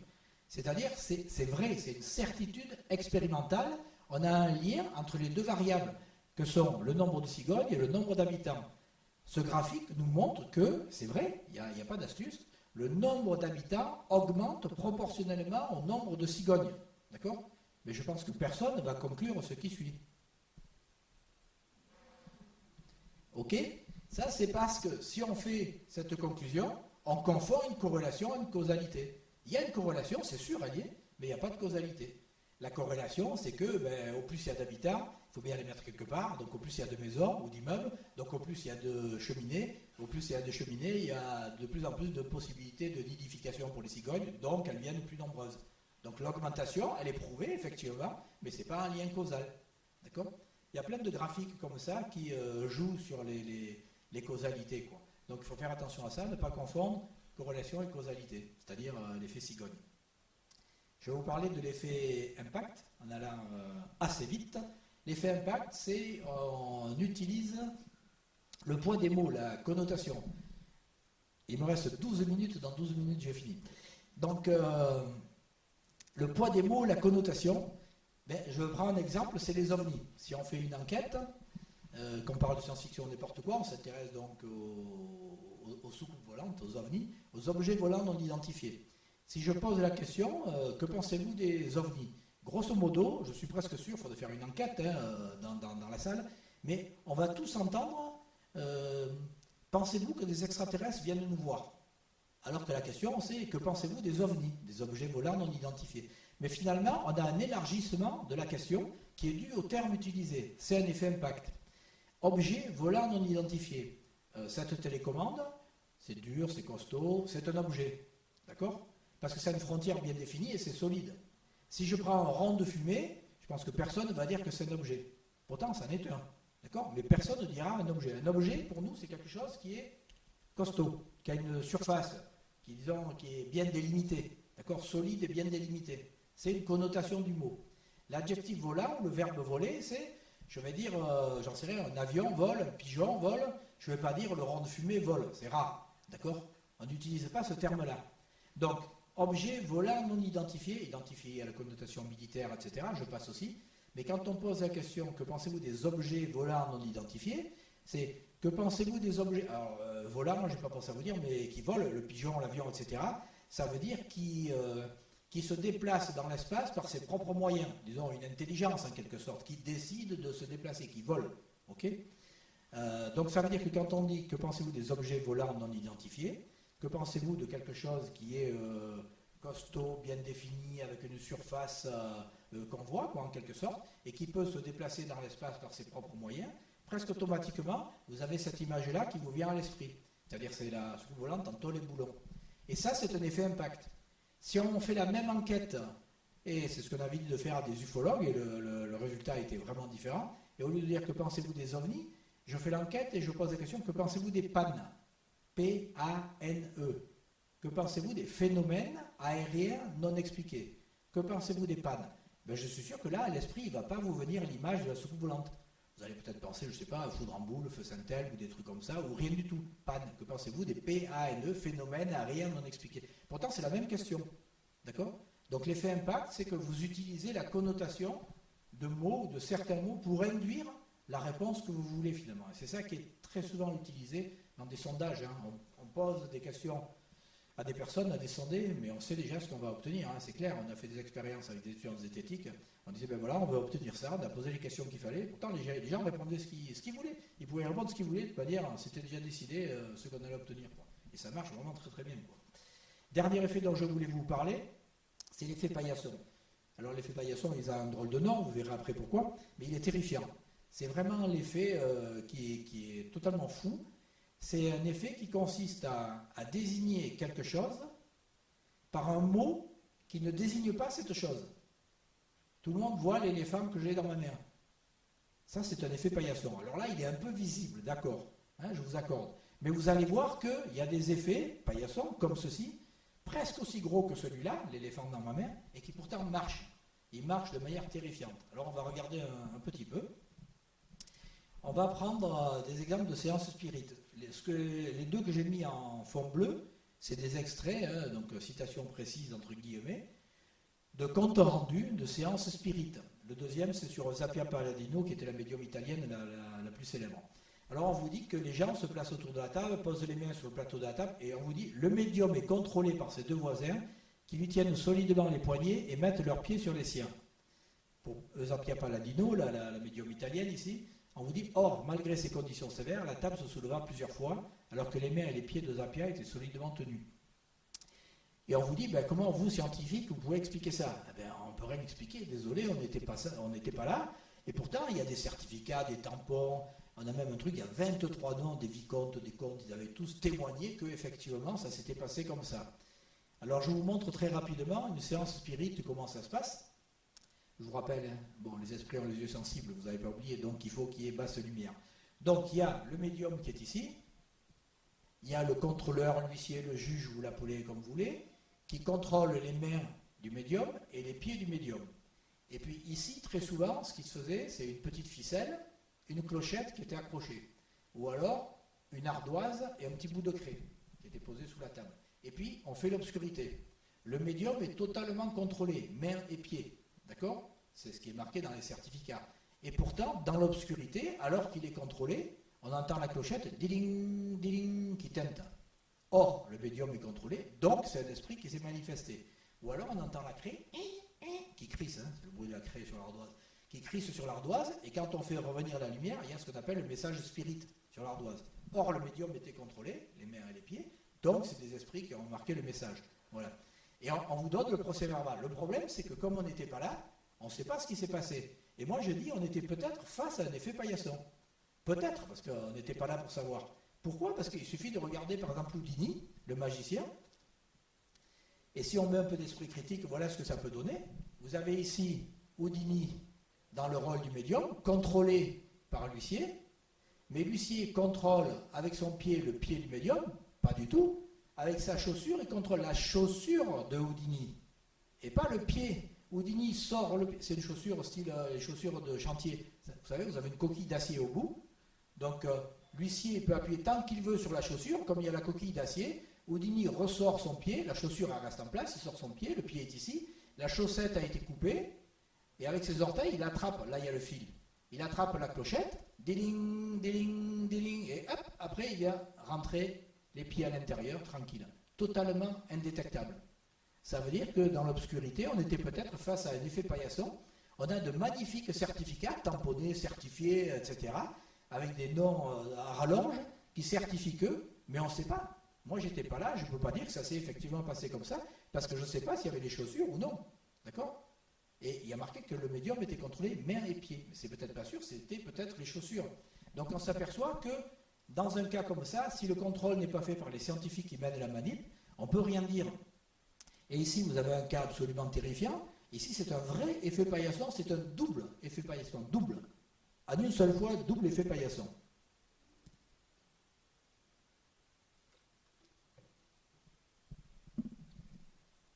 Donc il y a une trentaine d'années, gros titre de Nice Matin. Nice Matin a reçu un courrier d'un médium qui explique dans la lettre, elle est ici, le médium il se concentre et tout, il ne peut pas travailler pour l'argent parce qu'il perd les pouvoirs, ce qui est tout à fait classique dans ce domaine-là, bien sûr. Donc il se concentre et il essaie de prédire les numéros du loto. Donc il donne des numéros, il donne le 15, le 16, bon je ne vois pas, c'est un peu flou, 24, 27, etc. Il donne le complémentaire le 7, et puis le 7 est barré, il donne le 6. Et cette lettre, donc à Nice Matin, ils reçoivent une enveloppe où il y a marqué dessus attention, expérience de perception extrasensorielle à n'ouvrir qu'en présence d'un huissier. Ils ont fait venir un huissier, quoi ici, donc un véritable huissier, etc. Hein, donc qui fait des constats, qui font foi en justice et tout. Vous allez voir que c'est quand même assez terrifiant hein, que ça fasse foi en justice des constats d'huissier. Donc finalement, ils font venir l'huissier qui ouvre l'enveloppe, prend la lettre, lit et constate que effectivement un médium a envoyé plus de 24 heures, 48 heures, même plus de 24 heures à l'avance, un courrier en donnant les 6 numéros gagnants du loto plus le complémentaire. C'est absolument époustouflant. Je ne vous dis pas le nombre d'appels qu'ils ont reçus à Nice Matin, etc. C'est quand même assez particulier. Un véritable certificat d'huissier trouvant qu'un médium a donné les 6 numéros gagnants plus le complémentaire plus de 24 heures à l'avance. Mais il se trouve que ça n'a rien de particulier, c'est tout simplement un effet paillasson, un double effet paillasson. Comment on peut en être sûr? Comment je peux en être sûr? Tout simplement, le médium, c'est moi. Et je vais vous montrer comment j'ai fait. Alors j'avais fait la même petite astuce lors d'une émission en direct, parce que pour que ça ait de l'impact, il faut soit des émissions en direct, des vraies émissions en direct. Parce que maintenant, on vous donne des émissions en direct, mais c'est du pseudo-direct. Vous êtes enregistré dans le style du direct, vous enregistrez 4 heures et puis on coupe et vous avez 2 heures. Donc c'est plus du direct. Là, c'était du vrai direct. Donc je participe à une émission de droit de réponse de Michel Polac, où j'étais le scientifique opposé, disons, au médium gourou de service. Donc je m'étais dit, bon, il faut que je fasse quand même un petit peu quelque chose de sérieux. Et donc, j'ai fait mon médium pour montrer qu'être un médium, c'était pas terrible. On pouvait faire beaucoup mieux que les médiums présents. Donc, Michel Pollack a reçu un courrier. Il a ouvert en direct, dans une émission en direct. Là, c'est quand la caméra focalise sur Michel Pollack en train d'ouvrir l'enveloppe. Et c'est une lettre, donc datée du 7 octobre. Là, ça se passe, on est le 12 octobre, d'accord? Il lit la lettre, et dans cette lettre, je prédis la mort de Orson Welles, la mort de Yul Brynner, à quelques heures d'intervalle, le détournement d'un paquebot avec une personne tuée à bord, la présence d'une médium américaine sur le plateau non annoncée dans tous les médias, qu'ils avaient fait venir en douce pour me la mettre en opposition. Donc dans ce courrier, j'explique tout ça. Donc vous imaginez, ça a mis de l'ambiance sur le plateau. Moi, je me suis dit, ben, je vais laisser mousser le mystère, hein, et il faut être un peu sérieux. Hein. Donc, j'ai dit, je donnerai l'explication à la fin. Il se trouve que j'ai pas eu le temps, parce que ça a un peu dégénéré. Entre-temps, j'ai aussi montré quelques pouvoirs, parce que j'ai fait des divinations que le médium de service n'arrivait pas à faire. Et là, en direct, j'ai fait d'autres divinations, sans trucage. Et donc, voilà. Donc, du coup, ça a un peu... Je sais pas, pour ceux qui ont connu les émissions de Michel Pollack, c'était assez agité quelquefois. Bon, ben là, ça avait été un peu agité. Donc, par contre, quelques années plus tard, donc à Canal+, là c'était beaucoup plus tranquille, puisque j'étais tout seul, j'étais le seul invité, et donc ben, j'ai refait exactement ce dont je viens de vous parler, qui était il y a une trentaine d'années. Donc, reprédiction des 6 numéros du loto, plus le complémentaire, gagnant. Pareil, émission en direct, ouverture en direct par Antoine Decaune, qui lit le courrier, qui constate que, effectivement, plus de 48 heures à l'avance, j'ai donné les numéros du loto plus le complémentaire. Ok ? Alors, vous allez dire, eh bien, ça paraît absolument fabuleux, quoi. Sauf que si c'était aussi fabuleux que ça, le laboratoire des esthétiques, il faudrait 10 étages, hein, d'accord, hein. Donc, vu que malheureusement, ce n'est pas le cas, il y a un secret, et le secret, il est vraiment très, très, très simple. Je rappelle que le certificat d'huissier officiel, il est censé faire foi en justice, d'accord? Et n'oubliez pas, là, j'ai obtenu un certificat officiel que j'avais prédit les numéros gagnants du loto, plus le complémentaire, plus de 48 heures à l'avance, ce qui est absolument dingue, quoi. D'accord? Comment vous allez faire? Bien, c'est pas compliqué. Vous allez vous munir d'une enveloppe. Vous prenez une enveloppe. Sur cette enveloppe, vous mettez un thème. Ne regardez pas trop ce qu'il y a maintenant, c'est juste une enveloppe et un thème. Vous prenez que le thème, que vous collez dessus. Vous prenez l'étiquette, post-it. Hein. Là, je l'ai prise jaune pour qu'on la voit bien sur la photo. Post-it pour ne pas faire de publicité, donc je ne sais pas comment on peut dire. Étiquette repositionnable. Vous savez que vous pouvez enlever, qu'il ne laisse pas de traces de colle. D'accord? Sur cette étiquette, vous mettez votre propre adresse. Ok? Une enveloppe, votre propre adresse. Vous prenez un petit bout de papier. Sur ce bout de papier, vous marquez simplement coucou. Pourquoi je vous dis ça? Parce que l'expérience m'a montré que si on ne met rien dans l'enveloppe, le facteur il voit ça, il dit tiens c'est bizarre, ça c'est paumé, ça part au panier. Hein. Donc mettez un petit truc dedans, peu importe. Ça n'a pas d'importance ce que vous mettez dedans. D'accord? Ensuite, vous prenez le rabat de l'enveloppe, vous le pliez derrière dans l'enveloppe, sans coller. D'accord? Et vous mettez ça dans une boîte aux lettres. Ensuite, le lendemain ou le surlendemain, vous recevez chez vous ce que maintenant vous avez sous les yeux. Un courrier que vous vous êtes adressé. Moi, je reçois ça. D'accord? Ça, c'est de 85, c'est quand j'avais fait le coup avec droit de réponse, 85. Ok? Donc, vous recevez ça chez vous. Cette fois-ci, vous avez une enveloppe, un thème oblitéré, avec un cachet de la poste qui est censé faire foi. Ça aussi, c'est dramatique. D'accord? Pourquoi? Qu'est-ce que vous faites à ce moment-là? Eh bien, vous enlevez tout simplement l'étiquette repositionnable qui ne laisse aucune trace. Et puis, si vous n'êtes pas voyant, c'est mon cas, je n'ai pas de don de voyance, je me mets devant la télé, j'attends le tirage du loto, je le note, et je fais un beau courrier. Si par exemple on est le mercredi, évidemment, le courrier, je le date du lundi, je le date de la même date que celle au moment où j'avais posté mon enveloppe. D'accord? Vous dites, je me concentre, je suis un médium. Il faut hésiter, il ne faut pas donner tous les numéros, vous les barrez, vous recommencez, etc. Et puis au bout d'un moment, vous donnez tous les numéros plus le complémentaire. Vous dites, vous ne pouvez pas le faire pour l'argent, vous perdez les pouvoirs, etc. Et à ce moment-là, qu'est-ce que vous faites? Vous mettez votre lettre dans l'enveloppe, vous baissez le rabat que vous collez, cette fois-ci, sur l'enveloppe, et puis ici, si vous voulez faire la blague à un copain, vous mettez l'adresse du copain. Sinon, ici, moi j'ai mis, attention, expérience de perception extrasensorielle à n'ouvrir qu'en présence d'un huissier. Et ici, rédaction de Nice Matin, 202 route de Grenoble, etc. Vous faites ça, vous prenez cette enveloppe, et vous allez tranquillement, à pied, à vélo, en voiture, comme vous voulez, vous allez au Nice Matin, et vous mettez l'enveloppe directement dans la boîte aux lettres. Le lendemain, ils ouvrent, ils ramassent leur courrier. C'est totalement indiscernable du courrier qui a transité normalement par la poste. Ils ouvrent, ils voient un ouvrier qui est en présence de l'huissier, ils ont fait venir un huissier qui a fait un constat officiel qu'un médium, moi en l'occurrence, j'avais donné les 6 numéros gagnants du loto plus le complémentaire, plus de 48 heures avant. Il a fait un double effet paillasson. Tout ce qu'il pouvait constater, c'était qu'une enveloppe avait été tamponnée. Or lui, il a écrit noir sur blanc, il a fait un constat qu'une lettre avait été envoyée. D'accord ? Et c'est ça qui montre la force de l'effet paillasson, c'est titanesque, c'est quelque chose de très très fréquent dans la vie de tous les jours.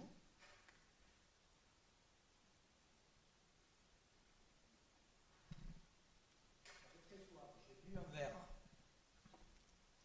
Il est toujours là le verre. Bon, en l'occurrence, c'est une petite bouteille, mais ok.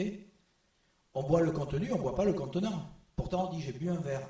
Et c'est ça qui fait que c'est un effet très très efficace. Ça intervient dans la vie de tous les jours, systématiquement. C'est la métonymie, on n'y fait pas attention. Pour le retenir, vous avez un effet paillasson. Très souvent, à côté du paillasson, il y a un petit écriteau. Essuyez vos pieds SVP. Combien de personnes qui se sont déjà enlevées les chaussures et les chaussettes? Ça vous montre pourquoi l'effet paillasson, il est très très fort dans la vie de tous les jours. Juste 2 mots pour conclure, avant que je me fasse lyncher pour le temps. J'ai débordé de 3 minutes 30. Donc on a fait une petite balade que j'ai été obligé de résumer. Pour ceux qui sont intéressés, vous allez sur le site de l'université, vous trouverez plus d'infos. Donc pour résumer, c'est juste pour vous dire que finalement, si on veut essayer de faire que la méthode scientifique soit facilement appropriée, c'est-à-dire utilisée, il faut la mettre, à mon avis, sous forme de recettes, un petit peu comme on vient de parler, exactement comme des recettes de cuisine. Mais il faut le faire de manière pratique, c'est-à-dire le faire concrètement, il faut essayer d'appliquer en situation. L'intérêt des pseudosciences, de tout ce qui est un peu paranormal, c'est que ça a, disons, un pouvoir de performance nul, il n'y a aucun progrès qui peut leur être attribué. Par contre, on peut les utiliser pour montrer ce qu'est la science. C'est difficile de montrer ce qu'est la science, c'est plus facile de montrer ce qu'elle n'est pas. Donc on peut se servir des phénomènes paranormaux des pseudosciences comme un effet de négatif et montrer quelle est la démarche scientifique qu'on peut appliquer lorsqu'on étudie de tels phénomènes. Donc pour ceux qui sont intéressés, unis.fr, unis c'est la contraction de l'Université de Nice, unis.fr/zététique sans accent, c'est le laboratoire de zététique et notre association loi 1901 qui est associée à côté, Centre d'analyse zététique, et le petit éditeur de la zététique qui est à Sophie Antipoulis, bookiebook.com, qui, comme son nom l'indique, fait des livres en version papier et en version numérique, book, e-book. Vous trouverez plein d'ouvrages sur la zététique dans différents domaines. Voilà, je suis désolé pour les questions, je crois qu'on ne va pas avoir le temps. Merci. Merci.